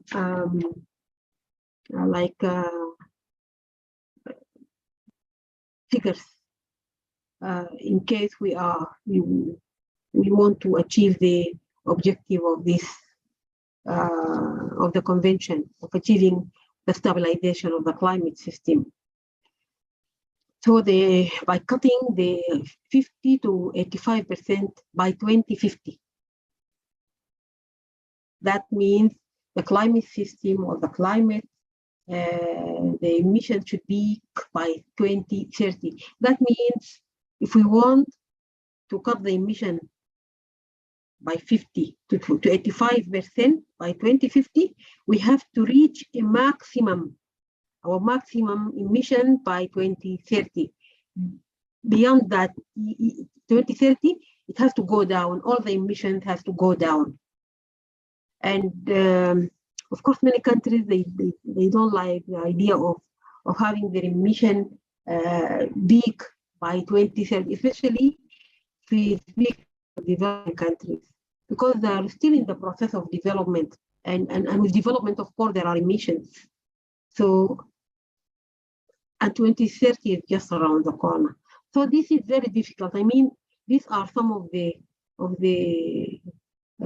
targets that are good, but are difficult to fulfill. And also to achieve this, some measures are mentioned, like use of energy efficiency, so retrofitting the energy systems to make it more efficient, shifting to renewable energy, using the carbon capture and storage technologies and sequestration. Yeah, things like that. Paris Agreement mentioned the need to reduce, to stabilize the temperature to 1.5 degrees centigrade, actually to 2 degrees centigrade, and to do our best to make it 1.5 degree. But still, many argue that this will not significantly, that will not be achieved, because we need a significant reduction of emissions to achieve this target. It's impossible. Some they see it as impossible. But the Stern report mentioned that adaptation and mitigation actions are cheaper than no action. That we need to do them, whatever the cost. Because if we don't, the cost will be very high. The cost of not adapting, the cost of not mitigating will be very high. So whatever the figures we see now as high, what will come will definitely be higher than that. This is what Stern meant by this statement. So to reduce the greenhouse gas emissions, as I mentioned, I think most of these things are already being mentioned. Maybe the only thing is that the carbon sequestration, storage and capture, maybe carbon capture and storage. Yeah, and this is a technology that is still being tested, although actually being conducted or implemented in some places, like in Canada. I think Canada in depleted oil reservoir, and in deep sea in Norway. So it is about continuing with the emissions, but using technology to capture these emitted gases and storing it in, for example, the depleted oil reservoir or geological formation. So like if you have a depleted oil, what do you call, formation, you can use it to dump the carbon dioxide that have been captured and then seal it completely so that you'll prevent the escape of carbon dioxide. Or dumping it deep into the sea.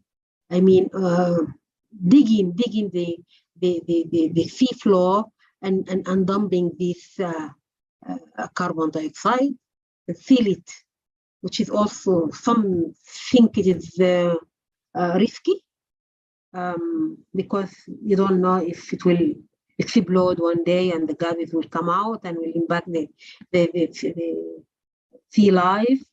Also, in the depleted oil reservoir, we don't know, but it is a technology that is that's being used, that's being tested, I mean, and used in some places, and being more and more developed so that it will work for countries to complement the other measures. So measures to reduce the emissions directly and indirectly reduce it through this process of capturing. And there are also other means or approaches for mitigation. There is geoengineering, also using the captured carbon dioxide, for example, to fertilize the plants. This is when there is enhancing the weathering ocean alkalinization because of the acidity of the in the ocean. They neutralize it by means of alkaline, and then they doing this will increase the oceans to absorb capacity to absorb the greenhouse gases. Afforestation or reforestation, of course, this is not a new technology. There are, yeah. So these are some of the new technologies, but there are still many issues around them and being criticized by many. These are the renewable, different types of renewable energies that can be used to improve besides improving the efficiency. Of course, you can use these different types. And in Africa, we have huge potential for the hydro, for the solar, for wind, for all this, even for geothermal. And the bank had a project for geothermal, I think, in Kenya. So it's easy for us if we have the funds to tap into this huge potential of renewable energy.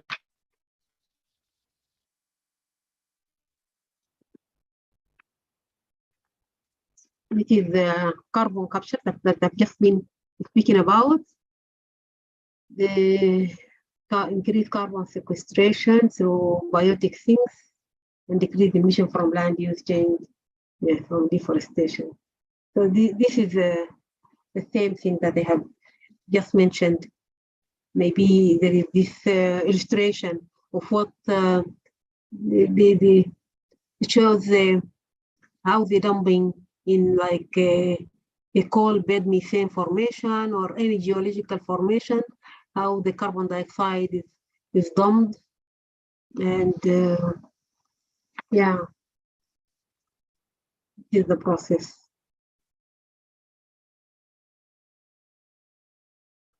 Yeah, there is another type which is called the solar radiation modification. This is also one of the geoengineering, and it involves bumping aerosols in the atmosphere or the stratosphere so that it will reduce it will control like the solar radiation and create like a cooling effect. Also, it is being criticized that it will change, it will create like an artificial system. We don't know the impact. There are many issues around it.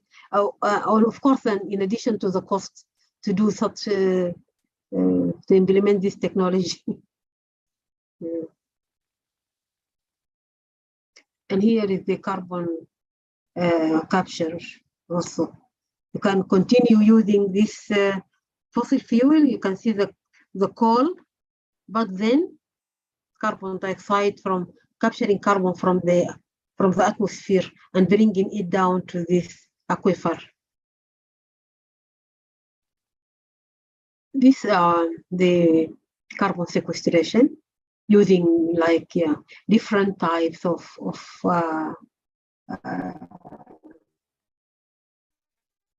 ecosystems, forest ecosystem, savanna shrublands. So every ecosystem can be used to sequester carbon dioxide. In Africa, we have all these. We have the tropical forest, we have the savanna shrublands, and it can be tapped to increase the sequestration. At the same time, it has the co-benefits, of course, if you restore these ecosystems and through afforestation and reforestation, you will have even the rangeland, restoration of rangeland. I mean, different types of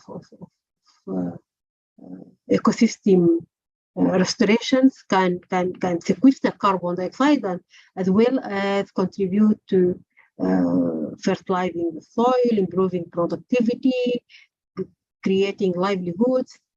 So these are, I think, much better than these geoengineering aspects. So if we want to reduce the emissions from the livestock, I think this is more relevant to most of you here. I know that most of you are from the veterinary or livestock production. So generally, the statistics telling us that animal farming accounts for around 14% of the human-derived greenhouse gas emissions. And there are these 5 approaches for reducing the emissions from this sector. The forest husbandry, the animal breeding, feed supplements, improved pastures. I think you understand this better than me. Management system, stocking rates, biological control, so controlling even the number of livestock, and manure management, because the manure can also release methane. And in addition, of course, to the changing the dietary behavior towards less animal protein. And so this maybe also will go with the controlling the number of livestock.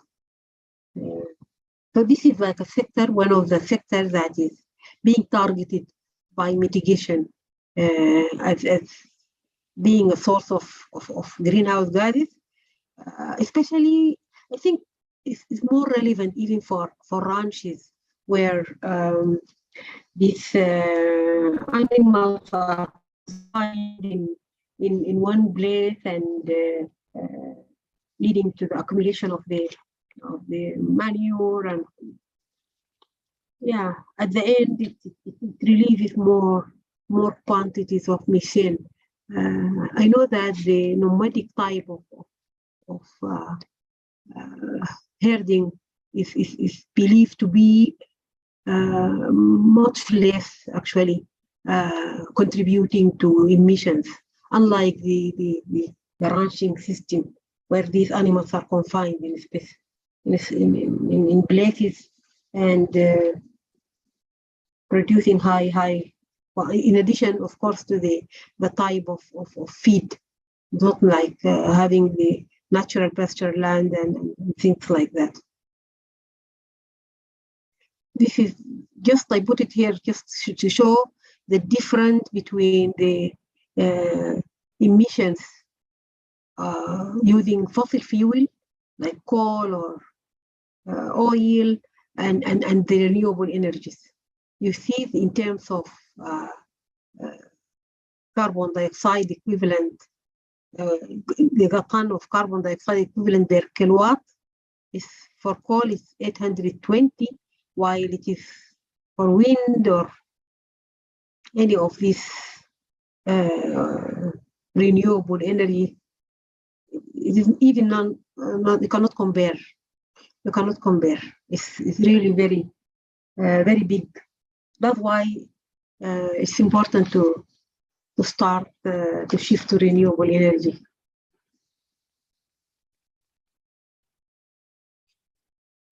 This is the last part. It's about what are we globally?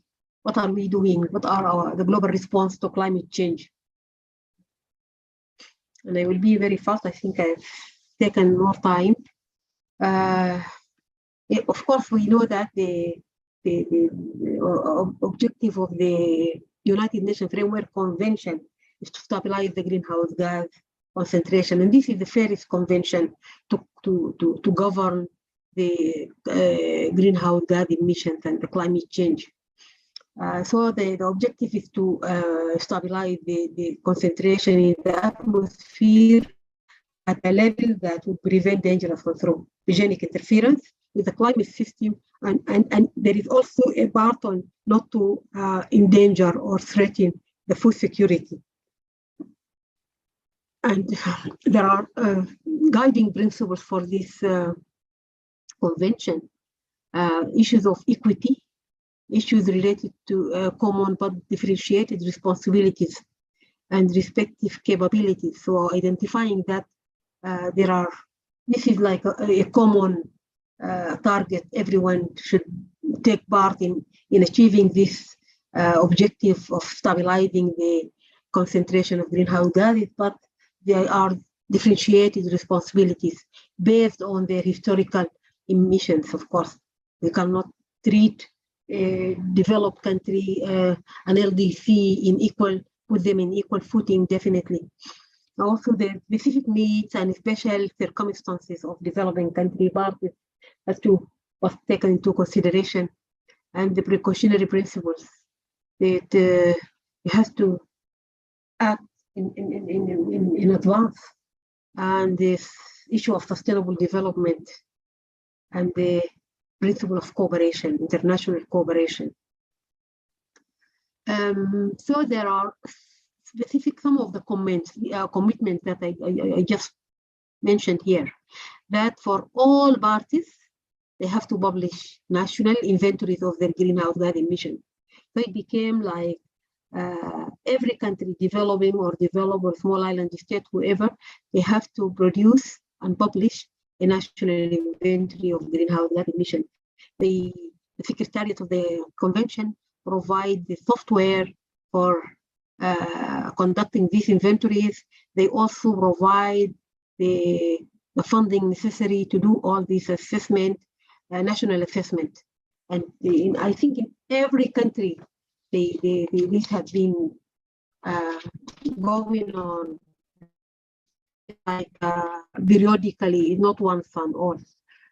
For developed country parties, they have to adopt national mitigation policies. They have to provide new and additional financial resources for developing countries and assist in meeting the cost of adaptation, and to promote, facilitate, and finance the transfer of technologies, take full account of the specific needs and special situations of the least developed countries. So there are certain conditions or requirements from the developed countries, and they have to lead these efforts of mitigation efforts as per the convention. This is the history of the convention, actually starting from 1988, when the IPCC established the scientific evidence that there is climate change and the action should be taken to address it. And then in 1992, they developed this convention, adopted in Rio. It entered into force in 1994. And then after that, every year we had the conference of parties, which were all the parties who have signed and ratified the convention will meet to discuss and negotiate and to discuss the progress and the implementation of the convention. In the 1998, that was the COP where the Kyoto Protocol was adopted with all the mechanisms that developed Kyoto Protocol mechanism to reduce greenhouse gas emissions. In 2009, the COP15 in Copenhagen, they came up with Copenhagen Accord.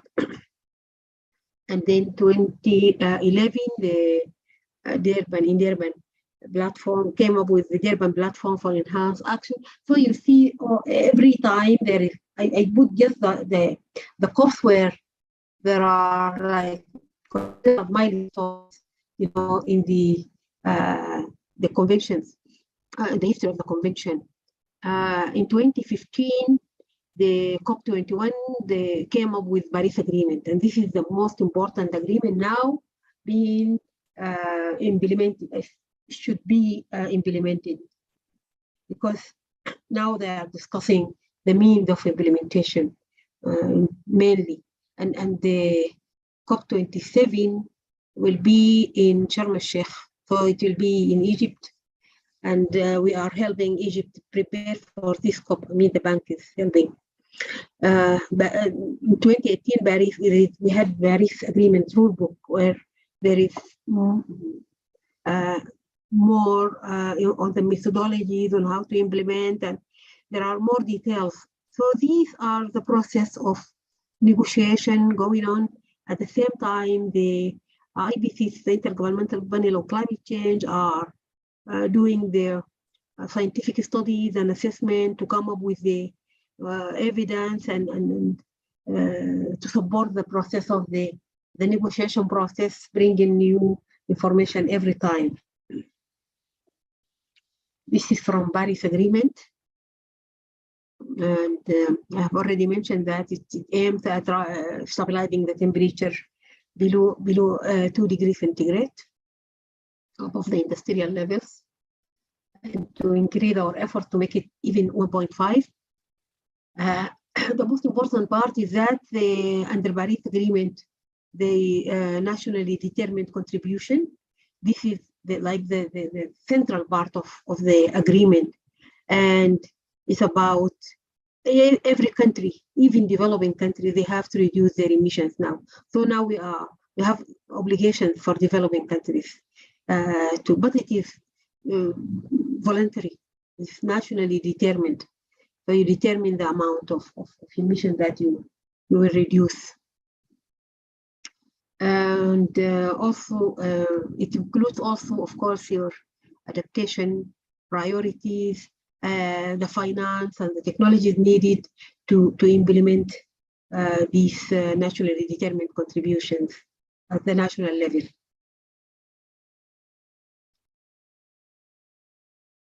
Yeah, so it's the more features of the Paris Agreement is that it is like bottom up and voluntary, because it's everything is nationally determined. If the nationally determined contribution is the focal issue about it, it covers all elements that it is mitigation focused, dynamic process for reviewing and creating ambition of parties, enhancing transparency framework, and global stock take, and facilitating the compliance. I will go fast because I can see that people are. Yeah. Okay. So I don't know if I have to go into these details. I think the idea is well understood. Yeah. So now we are trying to implement the Paris Agreement and save the planet. Hopefully. Yeah. I will just give you this 2 minutes video because I think it's very relevant.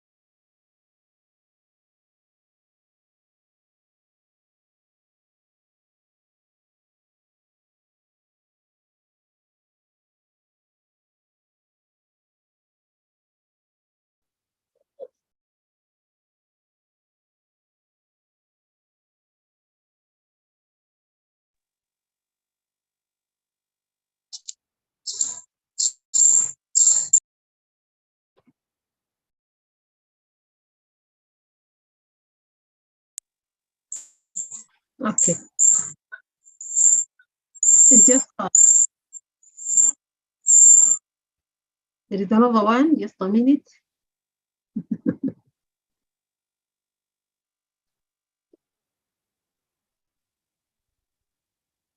Not this one. Yeah, this one.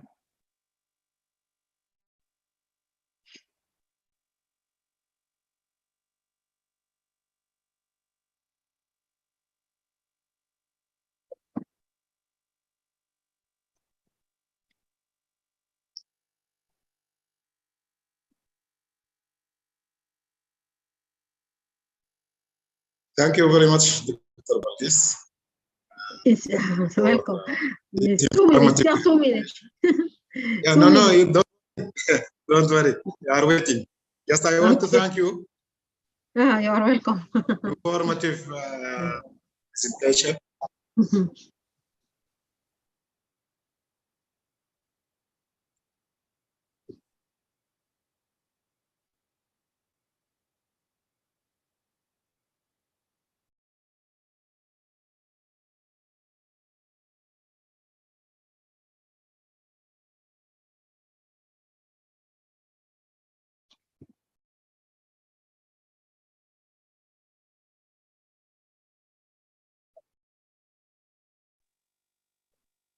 We can have 3-4 questions. Participant want to discuss or ask. And also you can put your question in the chat box. Also you can feedback your questions.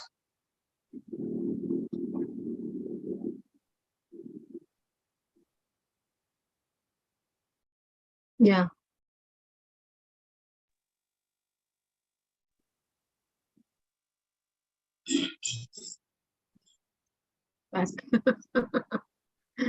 Okay.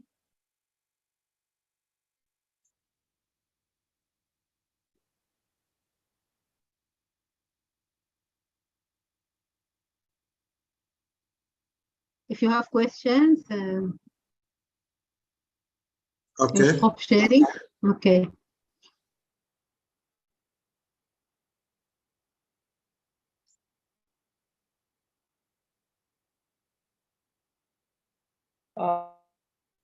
Okay. Now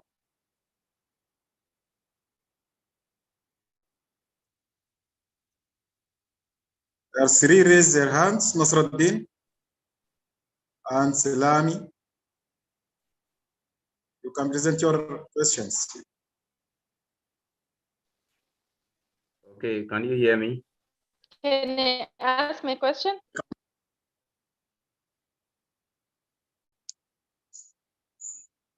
Yeah, hello. Welcome. Welcome.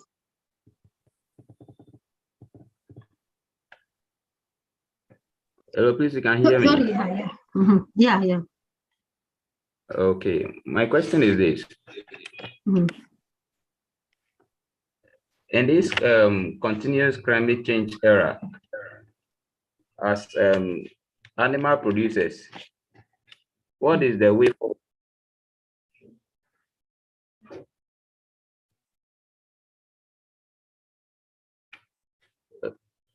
Please hope you can hear me. I can hear you. Okay, so I'm asking,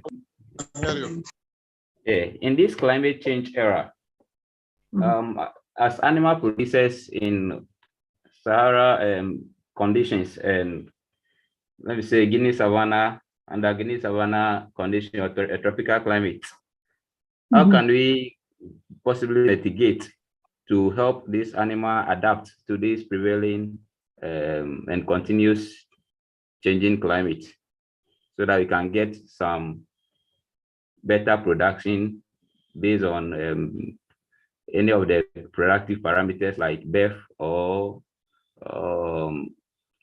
how we can beef up all the production resource in making profit. Yeah. Okay. As I mentioned, there are different,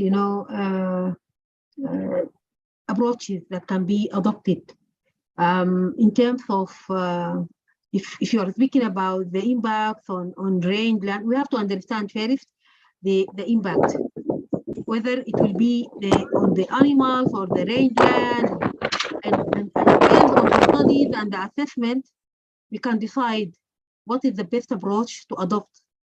So maybe if it is like it has to do with the rangeland, there would be you shift to another type of species in terms of, grasses.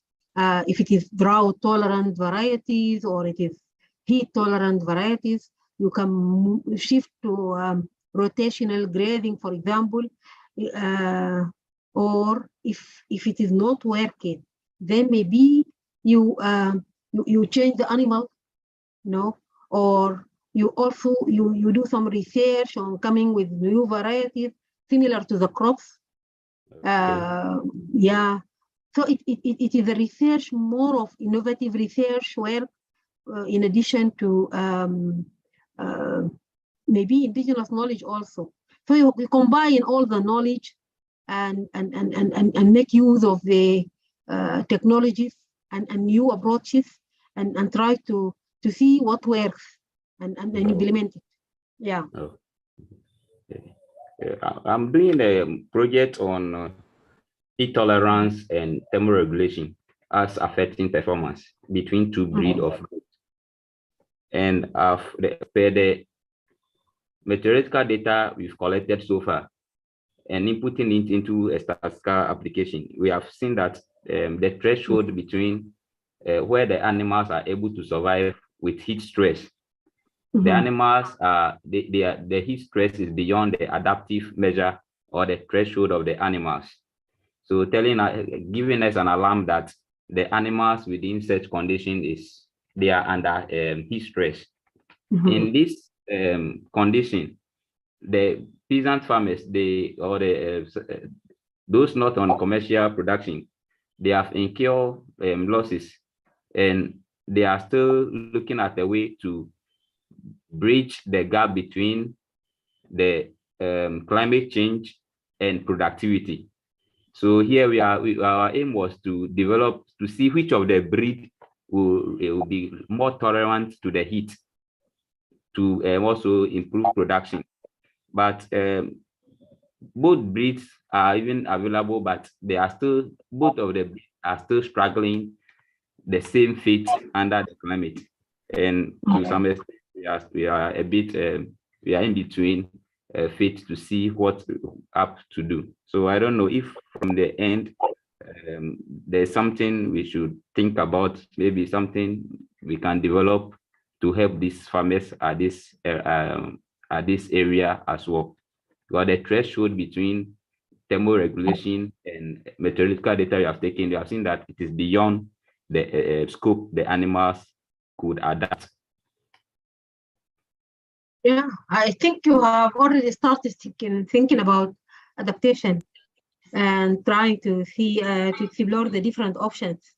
Of course, you will be the one who actually to identify what's working and what's not working. Maybe you need to see similar experiences in other places and successful experiences, so that you can duplicate, because once you know the problem and you have different options, you can try until you get the one that is working. You can reach a limit that you can decide. Maybe you need to change the animal type. Okay. If it is, for example, if it is cow and then it cannot tolerate this temperature, maybe you change it. Also, it is difficult, because I know every for example, sometimes it's tribal, and the tribe will have, in Sudan we have this Bagara, they just they raise cow, cattle.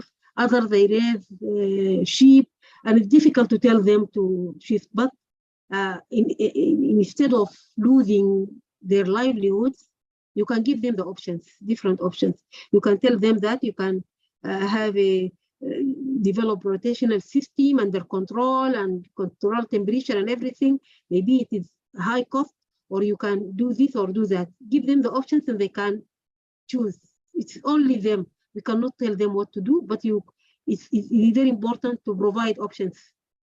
Okay. Okay. Yeah, and it is for research. Thank you, Dr. Balis. Okay. Thank you very much. Thank you very much.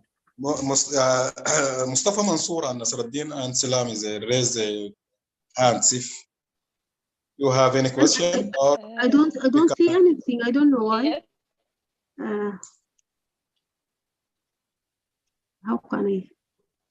Yes, your voice. Can I ask my question, please? Thank you, engineer of have any question? You can proceed. Yes. Okay. From Tunisia. My question is about how can we add food and security, and how can we please, how can we adapt the smart agriculture and the adapting agri system and building resilience to climate change? It is not clear. This aims to address the climate smart agriculture aims to address three main objectives. Among this objective is adapting agri system and building resilience to climate change. Can you explain this more, because it's not clear? Okay, thank you. Yeah, when we speak about, I told you about climate smart agriculture.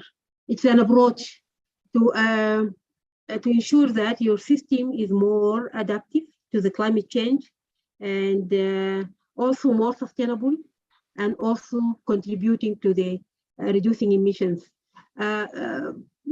We can speak about the agroforestry system, for example. If you are, where you grow the trees with your agriculture crops, and the trees, you can select the trees so that it can help with nitrogen fixation, so you don't need to use chemicals for fertilizing the land. It can also provide for protection for the crops and sand fixation. You see, you can. How can we do this sand fixation? Sand fixation using the trees, using the trees. You can select the type of the tree that can fix the sand. and prevent the more encroachment of the sand into the agricultural land. You can use more sustainable systems like for irrigation, more efficient system. There are, more and more new technologies, irrigation technologies should be made available. Actually, the government has a role to play here because they need to support the process of adaptation and to facilitate either the development or the transfer of these technologies with the lowest cost, so that the farmers and different stakeholders can get access to it. So the different types of irrigation system, efficient irrigation, you can use for example, the solar pumps. So you will have a sustained energy source rather than using the oil, for example. There are different, when they speak about climate smart agriculture, it's also about having these types of technologies. It's not using the same traditional ways, but rather to use more advanced systems. And that's why support is needed. When you want to shift to these types of approaches, you need financial support, you need technology, you need the knowledge, the capacity building, so that the know-how also. And is there any strategy from the government of Sudan to build this strategy to mitigate and do this smart agriculture, transfer this technology to farmers? The Sudan and all other countries, they have developed this nationally determined contributions, and they have also developed what they call the NAPs, the National Adaptation Programs. In the National Adaptation Programs, they identified all the priority areas for adaptation in terms of sectors, in terms of the financial needs, the technology needs. What they need now is to access resources so that they can implement these priority programs or projects. They need to develop, actually, because it is still ideas in the NAPs. It is ideas they have to be developed into projects, and they find the funds either from the Green Climate Fund or also from domestic resources to be able to implement these projects. But I don't know, I'm not really following with my Sudanese colleagues. I know they developed the NAPs, but I'm not sure if they have access to resources to implement them. We have many issues now in Sudan. Yeah. Yes, because this is the problem of all, I think, African countries. How can we adapt and transfer all this technology to farm to adapt and to mitigate this climate change? Yeah, definitely. They need support. Yeah, thank you. Okay, we can have one more question. The last question, Mustafa. Hello, my name is Mustafa. A recent veterinary medicine graduate from University of Bahrain. First of all, I'd like to thank Dr. Boris for the informative lecture. And secondly, my question is, you said, Doctor, we need more than 60 billion for adaptation in Africa, whereas Africa, it's the wealthiest continent in the world, right? Why we wouldn't find ways to make this from our resources? What I mean that what are those the major obstacles and how we can overcome them? Yeah, but unfortunately, Africa is very rich with its resources, of course, in terms of natural resources. The problem is that it's not yet tapped. It's not. I spoke about the renewable energy sources. We have huge potential for renewable energy. I had the figure somewhere, but it is like we can generate from hydropower only from few basins. We can generate the hydropower that can be sufficient for the whole of the continent. we have the solar, we have all these, sources of energy, but they are not really, the coverage, I think, of electricity in Africa in sub-Saharan Africa is less than 30%. You cannot speak about a rich country with very low energy, because energy is like a driving wheel for all the development. So we need to develop first. If we want to speak about our being rich, we need to use our resources to become rich, and then after that we can use part of it to implement adaptation measures. But so far we are not rich. We have the potential to become rich, but we need first to what do you call? To use our resources so that we can build our wealth. And for adaptation, we need adaptation support because of many reasons. First, Africa has not contributed to the climate change. The emissions from Africa is less than 4% relative to the global greenhouse gas emissions. So our contribution to this problem is none, actually. We have not contributed. And that's why the African countries, they see that the developed countries, the obligation by developed countries to support them, to face the consequences of this problem, which they have not been part of. So it's for this reason we need to, and it is a commitment also by the developed countries to support the developing countries, especially the least developed countries, 35 or more of which are in Africa. So we at this stage, I think we can't speak about depending on our domestic resources. Although if some countries they have the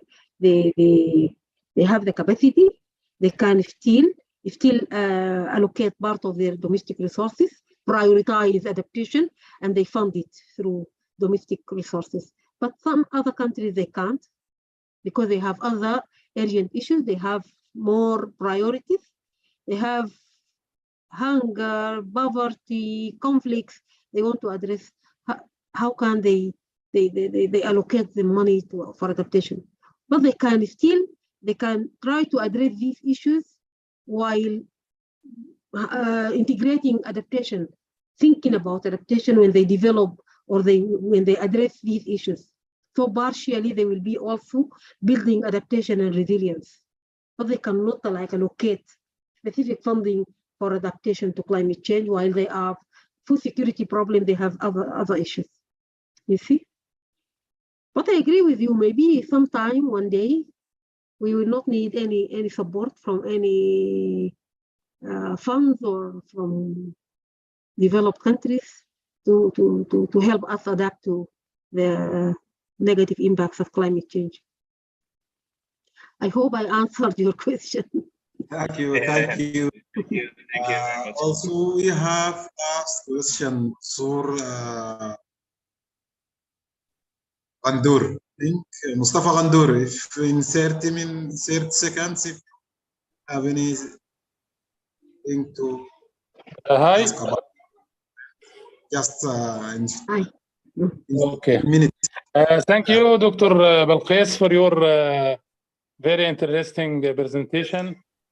I have one question about the role of the African Development Bank for funding developing countries, the African developing countries to follow the adaptation and the mitigation strategy. And this funding just for government or individuals? Please give some details. Thank you. Okay, the African Development Bank doesn't fund like climate change specific, interventions or projects, but it funds the development projects that integrate climate change. Our role in the bank is to mainstream climate change in every bank's investment. So for us as the climate change specialist in the African Development Bank, every project has to come to us, and we do the screening, and we see the risk, climate change risk that will maybe facing the project, and we put an adaptation measure that has to be considered. So the country either to use this assessment that we did to access resources from the Green Climate Fund or any other fund, or to allocate part of the loan that is provided by the bank to address this issue of adaptation. But we, the bank, are also accredited as an international implementing entity for the Green Climate Fund and for the JEF and for the CIF, for different types, almost all the climate funds. As accredited entity, we are supporting countries to access resources from these funds. So we countries that they don't have the capacity to manage the funds from, or to access and manage the funds from these finance sources, they can, the bank can access the resources on their behalf and implement the project, help them implement the project as well. Like we can work with we have a project now with Morocco for the water project. It is a development project, but there is a component for climate change because it also addresses issues of declining water resulting from climate change. So we help them develop a project proposal to address this specific component and to make them access the resources from the Green Climate Fund. This is what we do. But we don't fund like a climate change project because the bank had a specific objective, sustainable development and poverty reduction. So our projects is targeting one of these. I mean, we have 5 priority areas: Feed Africa, Power Africa, Integrate Africa, Industrialize Africa, and improve the quality of the Africans. So every project that contribute to one of these priority areas, the bank will fund. Thank you very much. Okay, thank you, Dr. Balqis. Thank you. Welcome. It was a very informative presentation. Dear colleagues, thank you for your participation. Tomorrow at 10 o'clock Sudan time. Thank you, everyone. Thank you. Have a good day. Thank you, Dr. Balqis. Bye. Thank you very much, and I hope you benefited from the presentation and the discussion. And thanks again. If you need anything, you can send me an email or ask. Yeah. Thank you. Thank you very much. Welcome. Bye. Bye.